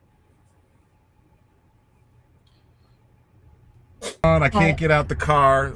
Has this been hacked? What's going on? I feel like I'm in the movies. I'm in a Waymo Connected car. to rider support. This call And may be recorded for quality assurance. This car is just going in circles. Hi there, Mike. This is Gab. I'm calling from Waymo Support. I'm just calling because I received a notification that your car might be experiencing some routing issue. Please Yeah. bear with me while I am. Yeah, I got a flight to catch. Why is this thing going in a circle? I'm getting dizzy. Look at what it's doing. I understand. I'm really sorry, Mike. We're currently working with the situation of the vehicle. Is it circling around a parking lot, right? It's circling around a parking lot. If you have your app pulled up, I need you to tap My Trip in the lower left corner of your app. Can't you just do it? You should be able to handle it. Take over the car. You don't need my phone. I don't have an option to control the car, Oh Mike. my I'm really so gosh. sorry about this. Well, can you I'm stop pulling this the car? over. I am trying My to pull goodness. it over right now. Apologies. I can't get out the car. Has this been hacked? What's going on? I feel like I'm. So this guy, they finally got the vehicle to stop and he was able to get out and he got his money back and all sorts of stuff. But can you imagine that? You get in one of these cars, it's a self-driving car because, you know, that's the way that we're doing it now. And you're like, oh, okay, cool. And then it just goes haywire. I don't understand people's logic. I guess I just think on a different wavelength. I'm not just going to sit in the back seat and just be like, why am I going in circles? And what the hell? I might do it for like 1 or 2 times, but I'm going to be like, if this thing's continuing this, it's not like the seatbelt is an automatic seatbelt. Well, is it also going to allow you to open the door? I'm going to ask that. I'm going to go, I'm not going to sit here and take this. I'm getting into the driver's seat and I'm putting my foot on the effing pedal. Will it work? That's my question. It will work. It should absolutely work. It's still a hydraulic brake pedal. Just stomp on it. Should. You just said should. That's good. It'll work. You should be able to. I can tell you, I have not been in. First thing I would have, I have not either. But the first thing I would have done is gone from where I was sitting up to that seat, and put my foot on the brake pedal. Yeah, it'll stop. I had the option. The other thing is why didn't you try and unlock the door from the driver's seat? There are so much more capabilities in that particular compartment. Yeah. As far as control is concerned. Like I said, I would have gone up there, put my foot on the brake, got the car to stop, hit the unlock button, and if that didn't work, I'm going to roll down the window or I'm going to manually unlock it. I'm going to do some way to figure out how to unlock it because as soon as that door opens, that particular driver's door, the car will automatically and should automatically go into park. Then you should be able to get out. Should. Now, like I said, I think I could be completely wrong. I think I'm just going on the basic. I think what he did in the situation he was in, just going in a parking lot, I think he did right. And let me tell you why. I mean, he was in a fairly safe situation. Safe situation, was able to record it and record the other person that he was talking to. Sure. While it was going on to show that there is an issue. I would have probably allowed that for a few circles, but then at that point, I understand that. But also, But also that thing is full of cameras, so they should be able to pull the recordings up anyways. Yes, With that being said, but with here's that the being deal. said, even if you didn't record it, They I pull the would- recordings and they go, "Oh, we don't like this," and they go, "Oh, the car malfunctioned, and part of the malfunction was all the recording as well." Sorry, I think he did right recording it just to make sure he had or sure, but at the same time, I'm not going to worry too much about that. I'm going to be more worried about why is this thing going in circles, and how do I prevent this from going from just it's an inconvenience to this is getting worse and or bad.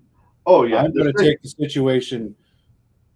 My mind is going to go, okay, it's malfunctioning. I'm getting up to the front to stop the malfunction. It's that simple. I'm not the type of guy that's going to go, oh, look at this. This No. is great. But if you want to make I'm just- sure it doesn't happen to someone else, sometimes you have to take that step back. Well, and then you have to try and put faith in the fact that they're going to pull that up and go, yes, there was a malfunction. We could see it on the cameras as well as the system that it did make X amount of. You have to put faith in the system that they're going to fix that.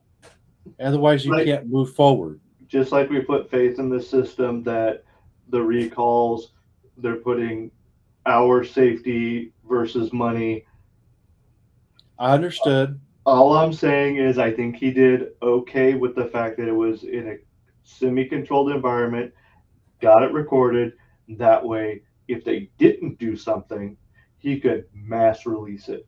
Because if he got into the front seat, jumped on the brakes, they can say, "You're the one that caused this because you got in here. We can see that you jumped in the front. The car was on its way to do whatever it was supposed to do. Maybe," and they could have played it against him. I think he did okay by doing it this way. It wasn't like he was on the highway. He wasn't, going 85 down the freeway or down a residential or a school zone. He was in a parking lot. Pull it out long enough to get your point across, and then, just like you said, do what you got to do. I could see that to an extent, but I'm more on the self-preservation side. If I notice something is starting to F up, I'm going to take care of the situation right away. Agreed. You are on the self-preservation side, and nothing wrong with that at Yeah. all. Nothing. That's just the way I would have handled it. It's not necessarily the way you Me? or No, obviously and the way he handled it. So the reason I would have handled it the way that I'm talking about is because I'm screwed up in the head, and I am thinking 3 steps ahead. Like, I want to make sure that it doesn't happen to someone else. I want to make sure that someone else's preservation is ahead of my Sure. own, type of thing. Yeah. Not that one is better than the other, because it's not. The situations dictate which is better. That's just the way my brain is wired in that. I have no fault in someone that would have jumped in there and, like you said, hit the brakes, tried to put it in park, whatever the case is, and got the hell out of it. Because even if it was just as straight as just getting it in and getting it stopped, right, because then at that point you can go, okay, now what do I do now? Again, the troubleshooting. So how do I Right. get out of it? How do Yeah. I make it go into park? Yep. But that's me thinking on a mechanics level, because I know how systems work and how they work now, because as soon as you open the door and you start to take your foot off of the pedal, Mhm. your vehicle immediately goes into park. now, is that only the newer vehicles? It's a lot of the newer vehicles, yes. Because I don't know what year range that started. I'd have to look that up. But I that can is say I escaping me remember. because it's a fairly new system, Yeah, and I say new with probably 2000s or newer. 10, 15, 20, 10, 15 years, 20 years maybe. Okay. And the reason being is because people were literally opening the doors while it was still in drive or reverse to get out, because they just weren't all there and they were getting run over by their own cars. So They were doing the the ghost walk or the ghost car run or whatever. Yeah, there's that Yeah. too, but also I don't think the car's going to slam into park if the door's opened at speed. It's only low mile an hour. Oh, that'd be hilarious.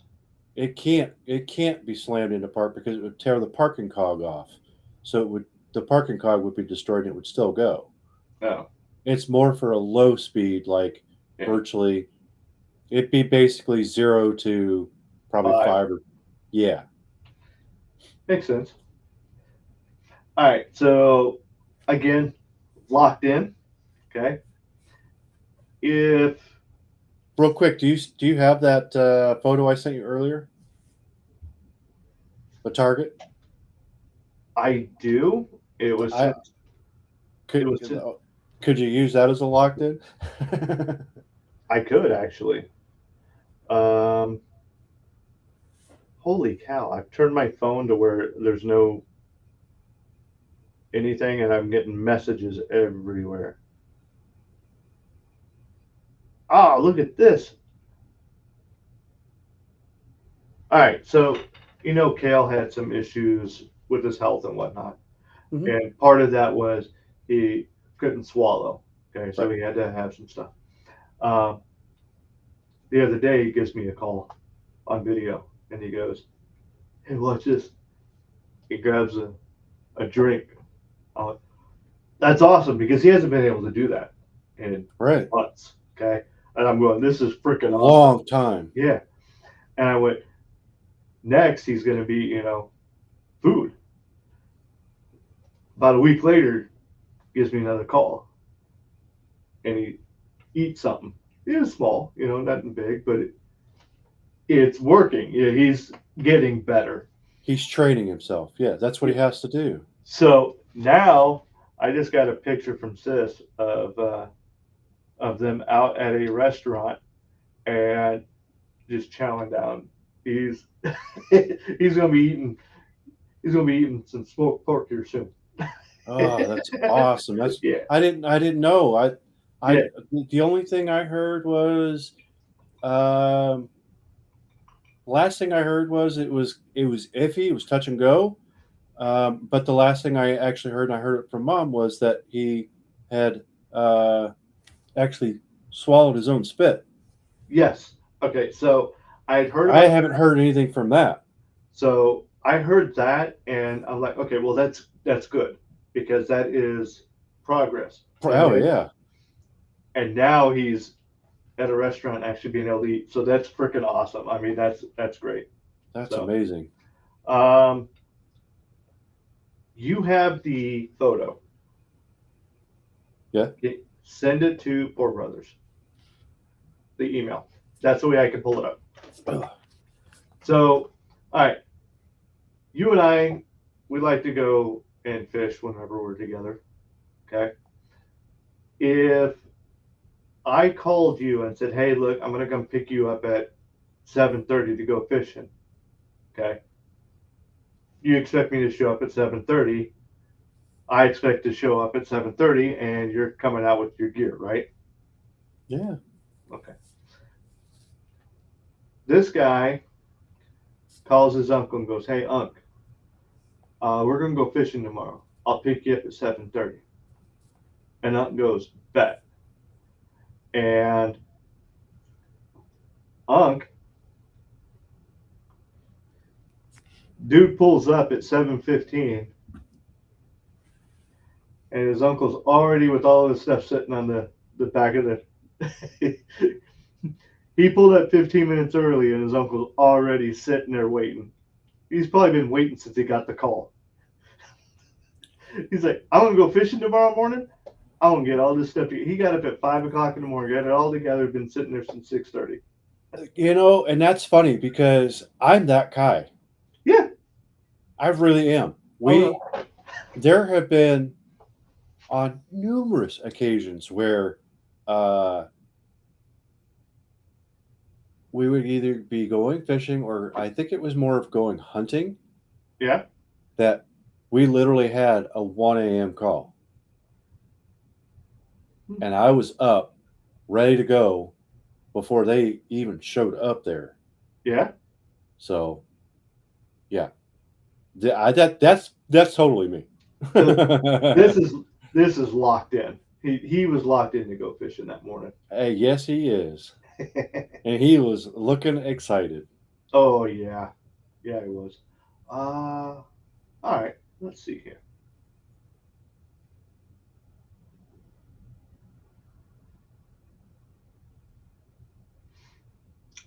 All right. Can you see that? It's harder to see, but yeah, I can see it. Let's see if I go. Yep, that's perfect. So you we I did a little tried. blinking. So let me know what this is about. I tried the laser pointer for the 22 in the barrel. Yeah, yeah. So the way they explained to do it, I tried. Okay. So as you can see, you got the 2 on the top right. So right here. Yep. And then you have the 1 at the bottom right. And then you have the 1 in the middle right. So the 2 top rights are from the laser pointer after I adjusted it with that laser, the Boresighter laser, okay? Okay. Now, Now, what sight are you using? Are you using iron sights or are you using like a scope? it's a laser, it's just like a little top light. Well, I mean, give me a second, I'll show you.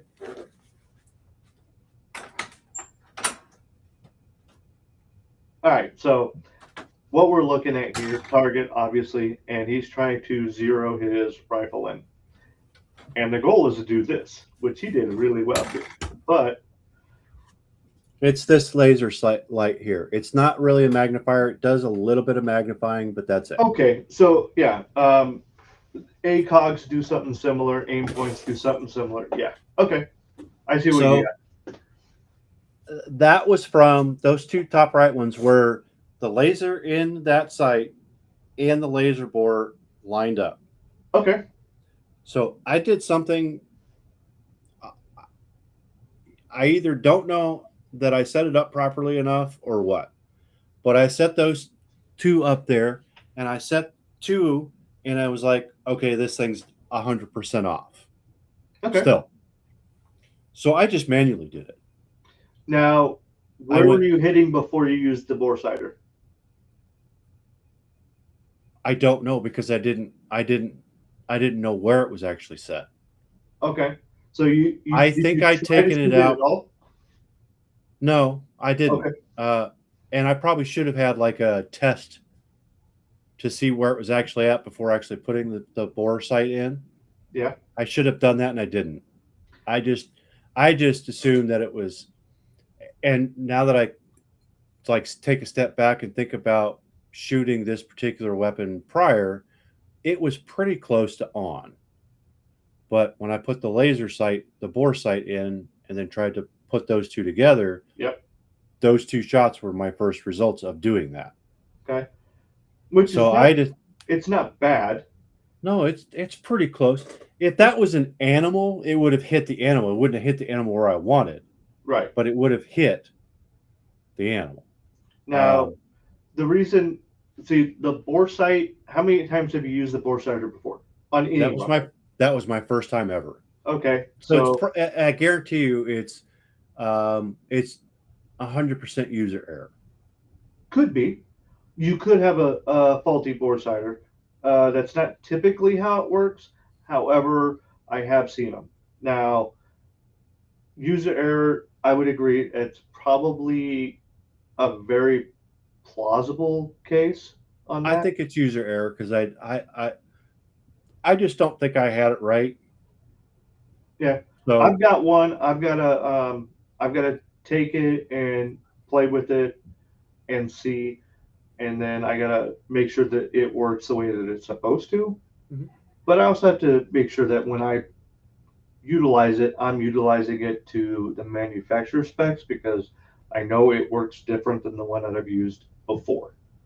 So it's one of those is I really wish I had 40 acres so I can go out back and really play with it and make sure that I'm doing it and doing it right type of deal. Now, mind you, this is only 25 yards. Okay. 25 So- yards. That's still good because my guess is you had these two up here, Mhm. this one, and then you started walking them in, and this is what, the last couple? No. So I had the top two on the right. Yep. And then I adjusted down. I Okay. just did it manually at that point. I didn't use the bore sighter at that point. I just did Okay. it manually. I had the bottom right. And then I went, okay, well, I'm a little too far up or too far down. So I took it a couple clicks up and then I got that one. And then I started going left with it. So Okay. I had one, it was on the top left quadrant, the second one down, that one. Okay. So I knew I was close there. And then I got it sighted in and I actually hit the center, almost the direct center of that. Okay. So I knew at that point I was pretty well set. And you've got an exceptionally good group right here. Yeah. I'll tell you that right now. All of the rest of that is just me going way too fast. Oh, all of this up this way and down here? Yeah, that was just me going, this is fun. Right. Now, here's a question for you. I don't have this in front of me.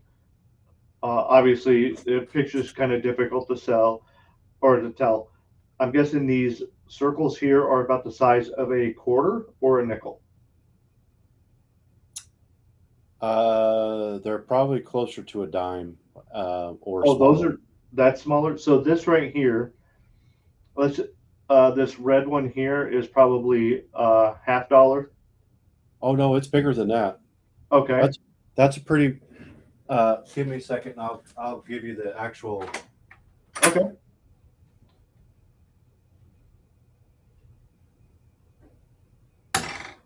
Mind you, I don't know if he was shooting a 22 or if he was shooting a 223. It's a 22. 22. Okay.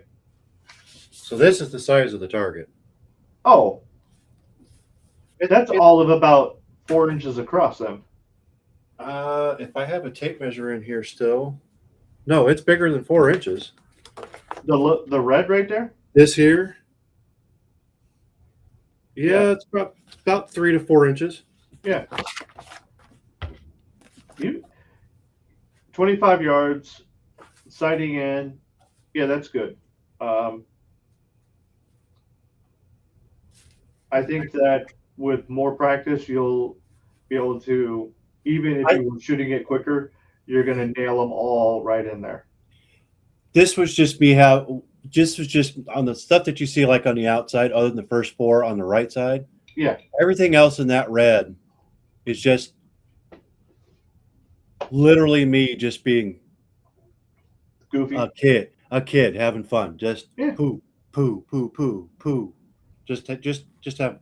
If I were to take my time, I would hit the center. And as you can see, I pretty much destroyed the center of that. Oh, yeah. It looks good. So, I had a lot of fun with that. Cool.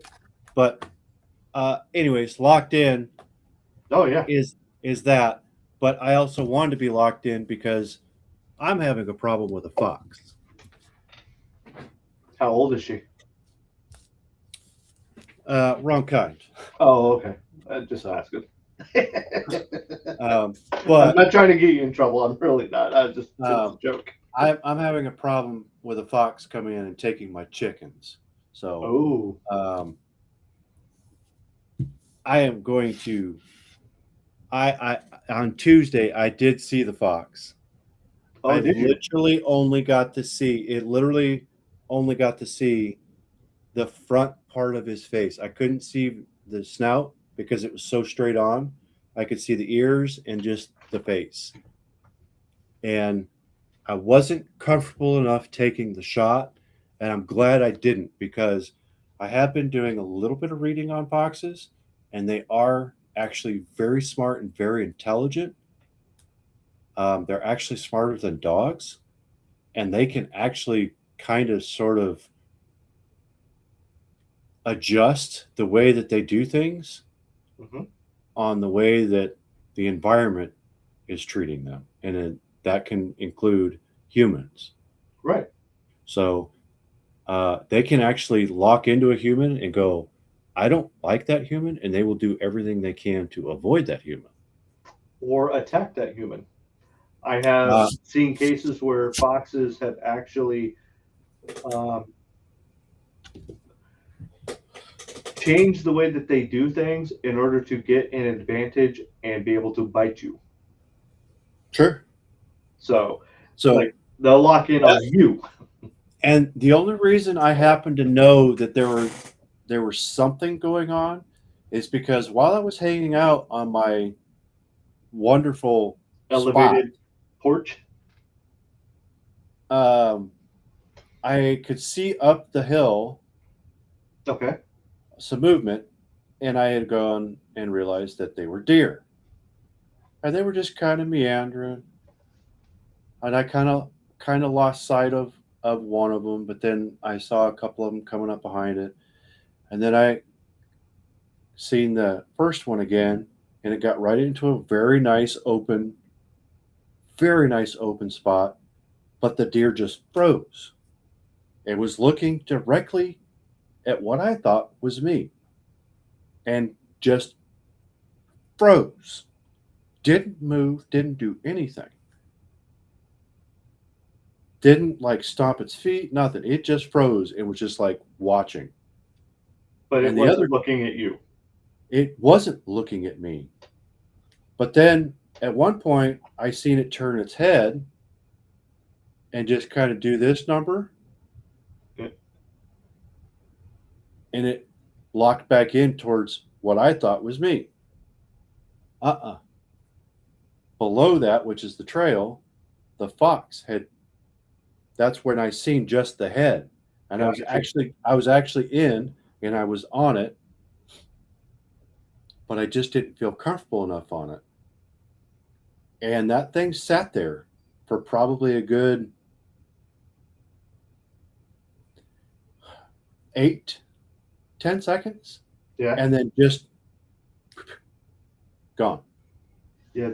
And I think Foxes, that sucker either saw me or smelled me, one of the two. probably. It could have been both. And then it went this way, and all the reason I knew it went that way is because at some point I saw him go back up the hill, Yeah. closer towards the house, and go up the hill. But he just moved so fast. And let me tell you, them suckers are quiet. Because I didn't hear a peep out of that thing. Yeah. Owls are quiet too. Oh yeah, you won't never hear, even in flight you won't hear them. No. So, but I wanted to make sure that my Your 22 is locked in. yes, I wanted to make sure it was locked in and ready to go. That way, if I decided I wanted to go rat hunting or fox hunting, Yeah, we gotta do that again too. That was fun. yeah, absolutely. I'll make sure to have some more There you go. maple drip hanging out. I'll bring some more too. We might have to sleep outside though. Hey, we got plenty of shit here. Trust me. All right. So speaking of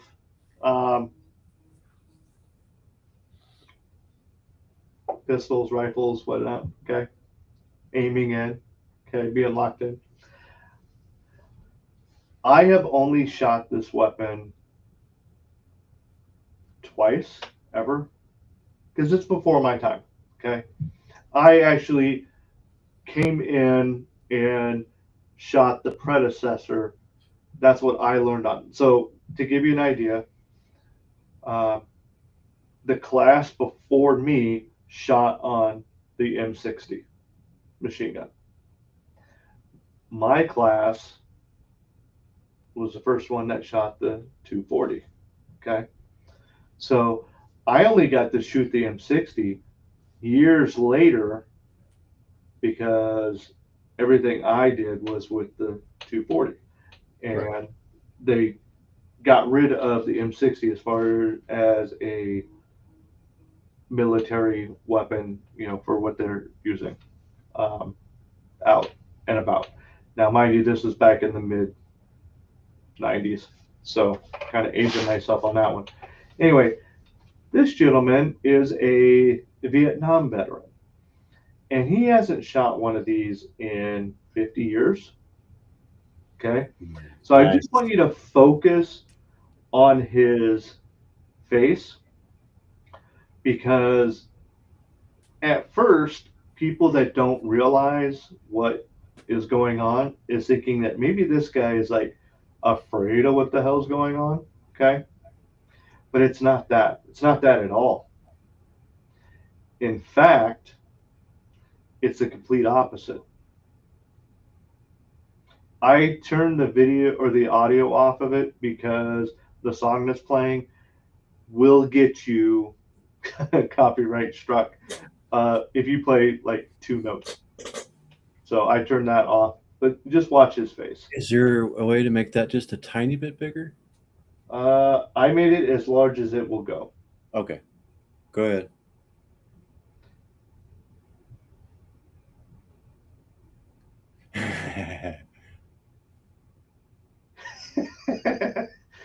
Everything came back to him. He shot this in Vietnam. He gets behind the gun like he's supposed to. And that's how they teach you to hold this. Okay. Yeah. When you get down and you grab it. Okay. And everything, he held it in place. He didn't let it go anywhere on him. He had every bullet in the direction on target that he wanted. And you could see him, even when his hat's coming off, he's like, screw the hat. I know exactly what I'm doing. He did not forget. That is the look of a man that has not fired something in that long, and everything came back to him. Yeah, he's trying to process all that still. Yeah, but it's a whole flood of things coming back to him. Oh, absolutely. And you can see, when you see him right here, you can see him get locked in. When he starts pulling that trigger, he's locked in right there. Yeah, he got to a point where he's like, I'm stopped and this thing ain't going nowhere, and I'm gonna let this thing eat. I'm riding the lightning on this one right here. Boy, did he too. Hell yeah. So that is that was getting locked in. But this next story, okay, this story here is about, well, you don't have to be young to be locked in. And sometimes, like that old man that we saw from Vietnam, okay, he's a young pup compared to the next one we're talking about here. So I'm going to give you a little backstory on this real quick. A 91-year-old woman, grandmother, missed her daily check-in with family. So her family called the cops and said, we need a welfare check, please. Police showed up and they found her. Okay? And she was absolutely fine.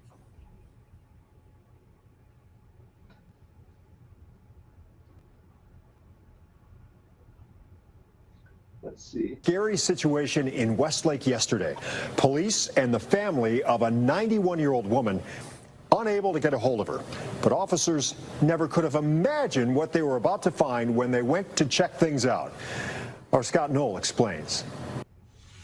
Westlake police at the home of a 91-year-old woman Thursday night. 783, garage doors open. We're gonna make entry. Police, her family, all unable to get a hold of the homeowner. And vehicles in the garage. The woman, a part of the city's Are You OK program. This time, another woman not answering the call. Everyone's a little bit alarmed that she was missing these contacts. What would police find this time? Westlake police! To protect the woman's identity, police didn't release any more of that video. But what happens next, no one would have guessed. Turned out to be all okay. Everyone got a good laugh out of it. Police found her all right in her room.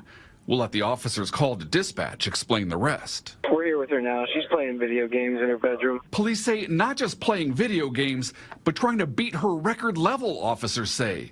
In the process, missing those attempts to check in on her. But we're told thankful police came out. In Westlake, I'm News 5 investigator Scott Knoll. She was in her bedroom trying to beat her personal best. She probably had her freaking headphones on and everything, or something. You probably didn't hear. 91-year-old. I want to know what game she was playing. Oh my God, I'd love to know. You know that old? Have you seen the one with the old guy that he snipes people and he just laughs? That guy is awesome. He was a sniper back in Korea or Vietnam. I think it was Vietnam. And he has found gaming to be like his releases. He is freaking good. Yeah. Oh yeah. And he cackles like no one's business. He does. Yeah. But I picture her like his rival. Like I said, I don't know what game she's playing, but I can just picture her going, "I'm gonna get him. I'm gonna get him." Yep. Yep. So, but yeah, that was locked in. Missing phone calls, she was playing that game.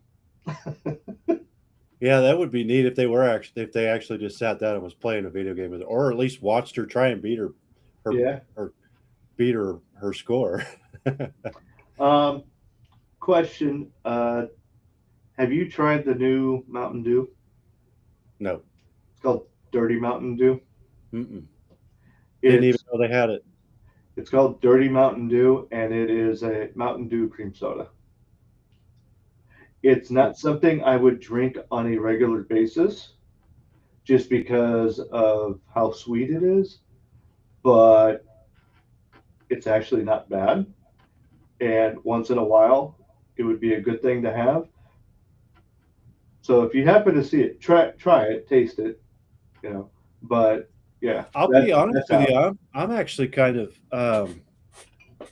I've actually kind of shied away from a lot of the sodas and stuff. I mean, I have probably one soda a day, if I even do that. Mountain Dew or like lemonade, and lately it's been that lemonade that I've been drinking. Every now and again, I'll get me one of these right here, Jumaxes. Okay. I haven't tried it, but those are really good. I enjoy those. But the Dirty Mountain Dew, I saw it. I went, I like cream soda. I like Mountain Dew. It's probably going to taste like shit, but I'm going to try it. And it actually was not bad. I enjoyed it. But it's at the level of sweetness where it's like, okay, once in a while, this is good. This is not an everyday thing. No. I am literally probably one. I'll just max it out. Other than Saturday and Sunday, which honestly I haven't had any soda today at all. And most times on Saturdays and Sundays I don't have any sodas at all. Neither have I actually. I will go out on a limb and say I will have one soda a day during the week. And honestly, that has gotten to where it's just maybe 3 or 4 days a week, and that's it. And then I'm drinking juice lately. Yeah, I have even gotten to a point where the Red Bull is next to nothing almost. It's like every once in a while now. I'll have a cup of some type of coffee in the morning typically. Yep. Just one cup. And then it's water and maybe juice. I have my 1 cup, and then I have my decaf cup for my ride in. Oh, okay. And then, like the last 2 or 3 days, I believe, I haven't even made it all the way through the 2nd cup. So I usually have to get rid of it, and I'm drinking water. I noticed I was not drinking all of my soda, Mm-hmm. and I went, "Why am I doing this?" And I started Yep. doing more water. Now, once I get home, if I sit down and eating dinner or whatnot, if I crack open a soda, I'll drink the entire soda while I'm eating dinner. I try and stick to like the lemonade or something because it's just a sweet. And See, and I'm so effing weird, man. I oh, I know. cannot have a drink with dinner. Mama Tia say that you're weird too. Yeah. I just can't. I sit down and I will eat my meal, and I won't have anything to drink the entire time. I'll either have a drink just before, or I'll have my drink after. I can't sit there and eat and drink at the same time. I've just I don't know what it is. I Well, just I haven't ever been usually able to do it. eat, swallow, drink, eat, swallow, then drink. I don't try and mix them. I don't do that. Period. I will not have a single sip of anything while I have food in front of me. I will drink after the fact. There's people like that. I get it. I'm And not then, one. I do all of it. and the other thing is alcohol is another one. Once I eat, I don't want to drink. See, I would prefer to have something to eat and then sit down and drink. I don't. I can't do that. I have to let it sit for quite a few hours in order to do that. Really? Yeah. Interesting. But I can have Here's the other 2, thing. 3 o'clock. I'll have food, and 5, 6, 7 o'clock at night, I'll have a couple of drinks, or I'll get a bunch of drinks in me, and then after I'm done drinking, I can go eat, See, and then I go straight to bed. I've always been one of those, and I think this is just from the group of guys that in the military that we'd go drinking and eating. So we'd be drinking and then we'd be shoving our face at the same time because we hadn't eaten all day. Yeah, I And can't do that. I don't know. yeah, Just the way it is. yeah, it's all right. I mean, we all got our weird things. Yeah, absolutely. Anything crazy going on this weekend or moving into next week? No. I know weather-wise, not that anybody really gives a shit, but we're getting back into the freaking 20s again overnight. What? Yeah. No. Yep. Shit you not. It is going to be. That sounds horrific, actually. It is going to be.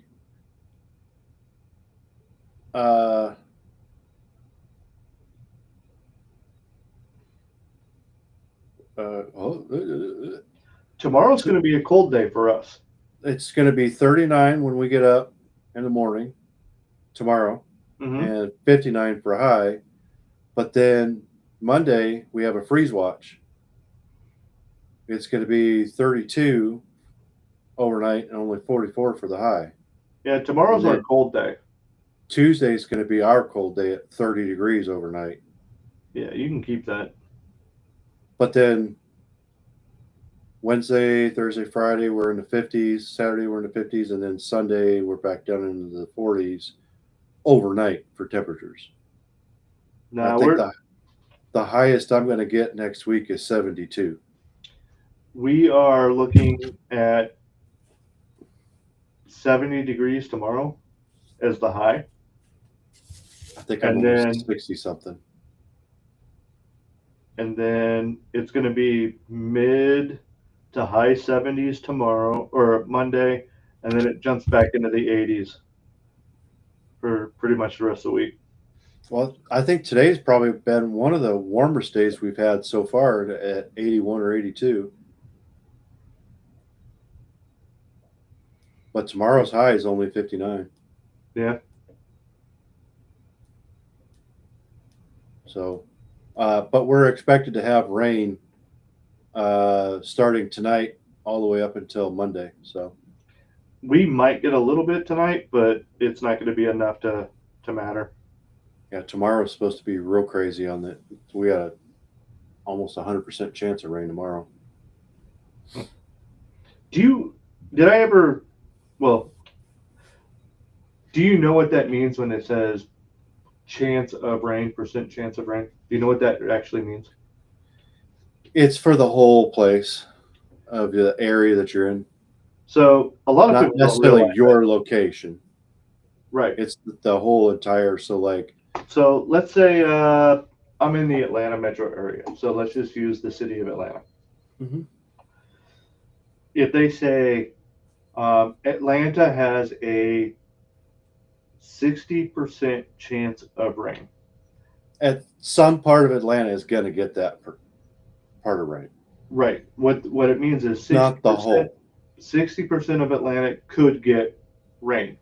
Now, go into the amount of rain, and then it says 1/10 of an inch. Yeah. Okay. So 60% of Atlanta could see a 1/10 of an inch. That doesn't guarantee that you living in Atlanta would see anything at all. And that's what a lot of people don't realize when they're like, oh, I've got a 90% chance of rain. Well, couple that with how much rain is actually going to be there. And it's like, well, they said it was going to be a 90% chance of rain. I knew it was going to rain, but only a couple of drops. Okay, well, what was the amount of water that was supposed to fall from the sky? A 1/10 of an inch. Okay, well, there you go. There's your couple of drops. Yeah, I've got 0.55 on mine. So you're getting a point, About a half. about a About a half. half. And what's it say, like percentage wise? You said 90. Well, I'm at 85 right now, and that's for right now. So Is it wet outside? I don't know. Last time I was out there, it wasn't. But I've been in here for the last couple hours, so Well, what I would do is I would get you one of them weather rocks. I think it's supposed to be raining technically right now. Looking at the map for my location. Yeah.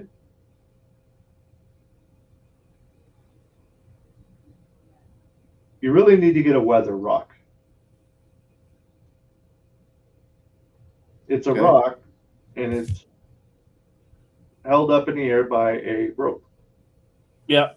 If the rock is wet, it's raining. If the rock is swinging, it's windy. If the rock is underwater, you've been flooded out.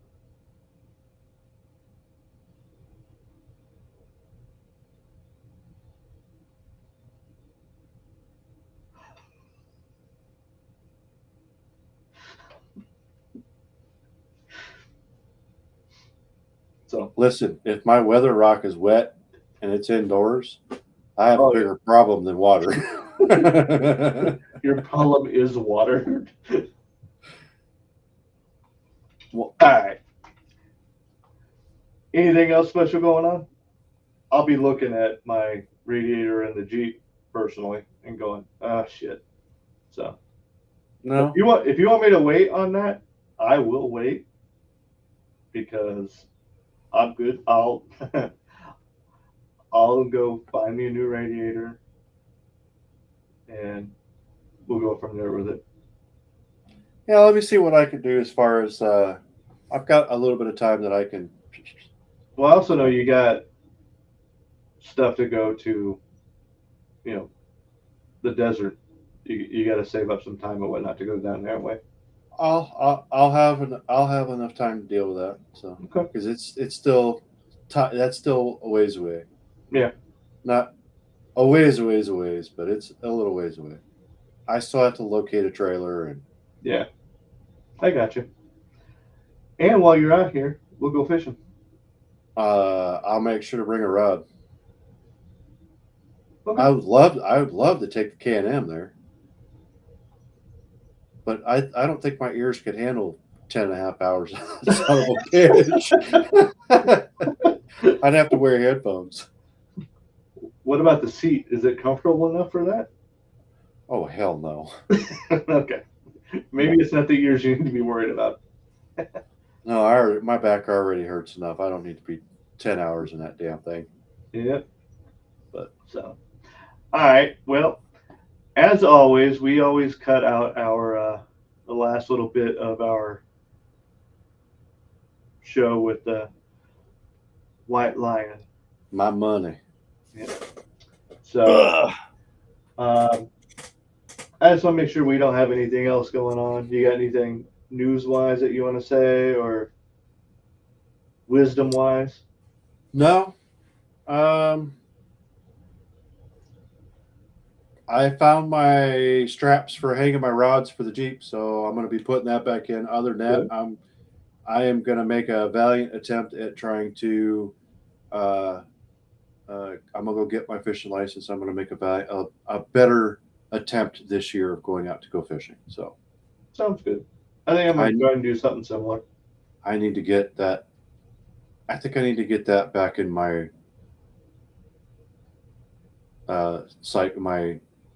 Cycle. my rotation of being able to go out and do things. A little bit of wisdom for everyone is something simple. People are dumbasses. They really are. And that's us included. We have our moments of brilliance. We have our moments of being dumb. It's just one of those things where take a step back, realize that people are dumbasses.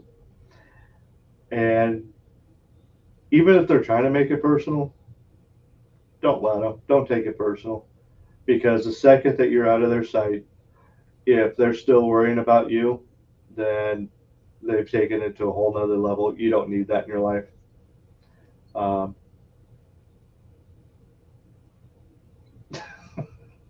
And just realize that tomorrow's a new day. 5 minutes from now is a new set of minutes. And they can't stop time. So just let it go. I do have one exciting thing I can share. Okay. I have my 10 by 13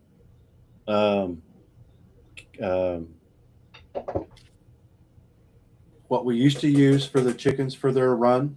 Yeah. I don't know how the hell you would call it. It's a 10 by 13 enclosure. Yeah. But it's like chain link almost, but it doesn't have chain link. It has chicken wire on it. Yeah. That has been relocated now from the west end of the yard over to the house now. Oh, okay. You have to give me a picture of that tomorrow. I was able to we went over to a neighbor's place who invited us over to grab 2 chickens. So when we were over there, they let us borrow their yard tiller, the rototiller. Yeah. I brought it home and I tilled up that 10 by 13 area and put the cage over it. And now I have a garden. Oh, no kidding. So we're going to be planting stuff. Cool. Aside from just having the planter boxes that are above ground, I'm going to have that 10 by 13 now to put stuff in so we can start planting. We're going to have. It's not a big garden, but it's a garden. Yeah, you have to send me some pictures of that. I'm kind of curious to see how that all looks now. You know how when you went down the stairs and you could open up into the yard? Yeah. Go down the stairs and go right there. Immediately at the bottom of the stairs on the left is where that 10 by 13 is, and that's where the door's at. No Yep. shit. Mm-hmm. I didn't want to go all the way up to the top, and I didn't want her going all the way up to the top, and that was the next best feasible spot. And it's perfect because it's going to keep the deer out and should keep out like the raccoons and the possums and stuff. So a rabbit wants to get in there, it'll burrow in there and get in there, but I'm not. Yeah. They're too skittish. They don't hang around in the yard too much because of the dogs and stuff. Plus, of course, they're doing it late at night. So yeah. But did you ever put that salt lick back up? No, actually, it's gone. I need to get another one. Because you had some pretty good pictures every now and again because of that salt lick. So, Yep. and that's I need always to- nice to have. Yep. And they still travel that same spot over there on the east side of the yard there. So do the turkeys. So, the other day, it was probably 2 weeks ago, but the kid and I were outside. Yep. And we had seen probably about 10 or 12 of them. And then a couple of days prior to that, or a week prior to that, or whatever, the wife and I were out there, and we probably counted like 20 of them. Have you thought about not only with the salt lick, but also thought about maybe putting like maybe a trough almost, and putting some like corn and some apple or whatnot in there for not only the deer but also for the turkeys to come and get I it? actually have it goes around the tree Okay. that you fill up with deer feed. Okay. I quit using that because once they find it, they will take a 40-pound bag and it'll be gone in a couple days. And I can't afford to keep feeding them like that. No. But So, every now but and again, what I do is I actually go get a bag or two of that, and I'll take a cup, and I'll go out to the yard and I'll just sprinkle it all over the yard, the east side of there, where I know they're more comfortable with. I'll go out there and I'll just spread it all over the place so that they'll come in and they'll just kind of be, poking. they'll forage. Yeah, they'll just forage for it. Now the turkeys, they do that as well for you, don't they? I don't know about the turkeys. I haven't seen them other than just in passing. They don't ever just hang out in the yard.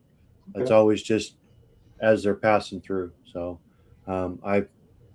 I've seen mostly hens, but I was actually managed to call in a Jake one year, like legit called him in. That was cool as shit. But I've seen a couple of the Jakes with the hens from time to time. So The other day, I may have been on the phone with you. Saw some geese, and I'm like, "Oh, look!" And I'm like, "Wait, that's not a duck. Those are geese." And they had the babies with it. Yeah, I thought that was kind of cool because you don't. Where I'm at, you'll see it, but you don't see it often. And this was in a place where you don't see it often. And So that's cool. my next thing that I want to do aside from chickens is I want to get ducks. Yeah. Yeah, the wife really is pressing for ducks. So I personally would like to have I personally wouldn't mind having a turkey. Yeah. Because I've seen where turkeys will actually correct chickens that are squabbling. Oh, really? I have seen where a turkey will actually correct a rooster for being an asshole to their owners where they've attacked them. I've seen the turkey actually attack the rooster and be like, Interesting. Yeah, I'll see if I can find that video and send it to you. But That'd be cool. All right. Well, ladies, gentlemen, friends, family, if you guys are still here, thanks for joining. If Yeah. not, we appreciate you coming in for sure. absolutely. And here is the- Anything new on the storefront, like shirts Oh, or you cups know or what? anything? I'm glad you said that because I had it all keyed up and everything.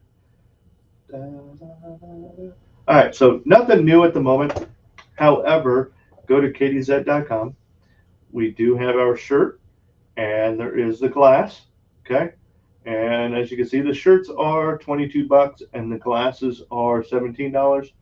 So the whiskey glass there with the logo on it. Go ahead and do that if you guys are interested. And I am still working on something. It's a little. I got it, but then logistically and feasibly, it's not going to work the way I wanted. I'm having to do a little bit of changes to it, which is fine. But I got something planned. and I'm hoping that by next week it will be available, and we'll go from there with it. But anyway, go to kittyz.com, go up to where the little icon is up here for Hourglass and searching and whatnot. Type in Poor Brothers, and it will bring you to the page, and there we are. Those are the two items we got at the moment, but hopefully something. As we get further into it and hopefully progress and stuff, we'll have other things. If you guys have suggestions, leave them in or email us. Yeah. Unfortunately, onesies aren't something that, I mean, unless we have a lot of nieces and nephews having little ones, or we have a lot of people in the chat going, hey, I'm having little ones. Onesies, unfortunately, aren't going to be at the top of the list because they're just not as easy to get a hold of. Well, and it's probably not that appropriate either, but it wouldn't stop me or you. So no, not at all. For the general public, it's probably not that appropriate. And no, obviously, nor would it. I got a message earlier today, and I don't know if this individual is still in the chat or not, but apparently she was out and about near where folks live at, doing some shopping or whatnot, and she was out there wearing Poor Brothers shirt, and like, I wonder if your folks actually seen some crazy lady wearing a Poor Brothers shirt. I said, no, if they did, they probably would have walked up to you and said hi and tried to figure out who you were. But Jen was out and about wearing it, which I thought was kind of cool. Awesome. We appreciate that. We really do. But anyway, it is 9:30 where I'm at. Probably 6:30 where other people are at. And we've been doing this for about 2.5 hours. And I still got my dinner I got to eat. So we love you. I hope you all have a good time. And we're going to kick it off like we always do with this fine gentleman here. I don't know how many of you are familiar with the .577 T-Rex round. Today I'm going to shoot it. That was amazing. Thank you again, everyone. We really do appreciate you. And again, this outro is by Hoopy Star. And if you need anything, let us know. We'll get you in contact with them. Thank you again. Love you. Bye. Have a good one, guys. Good night.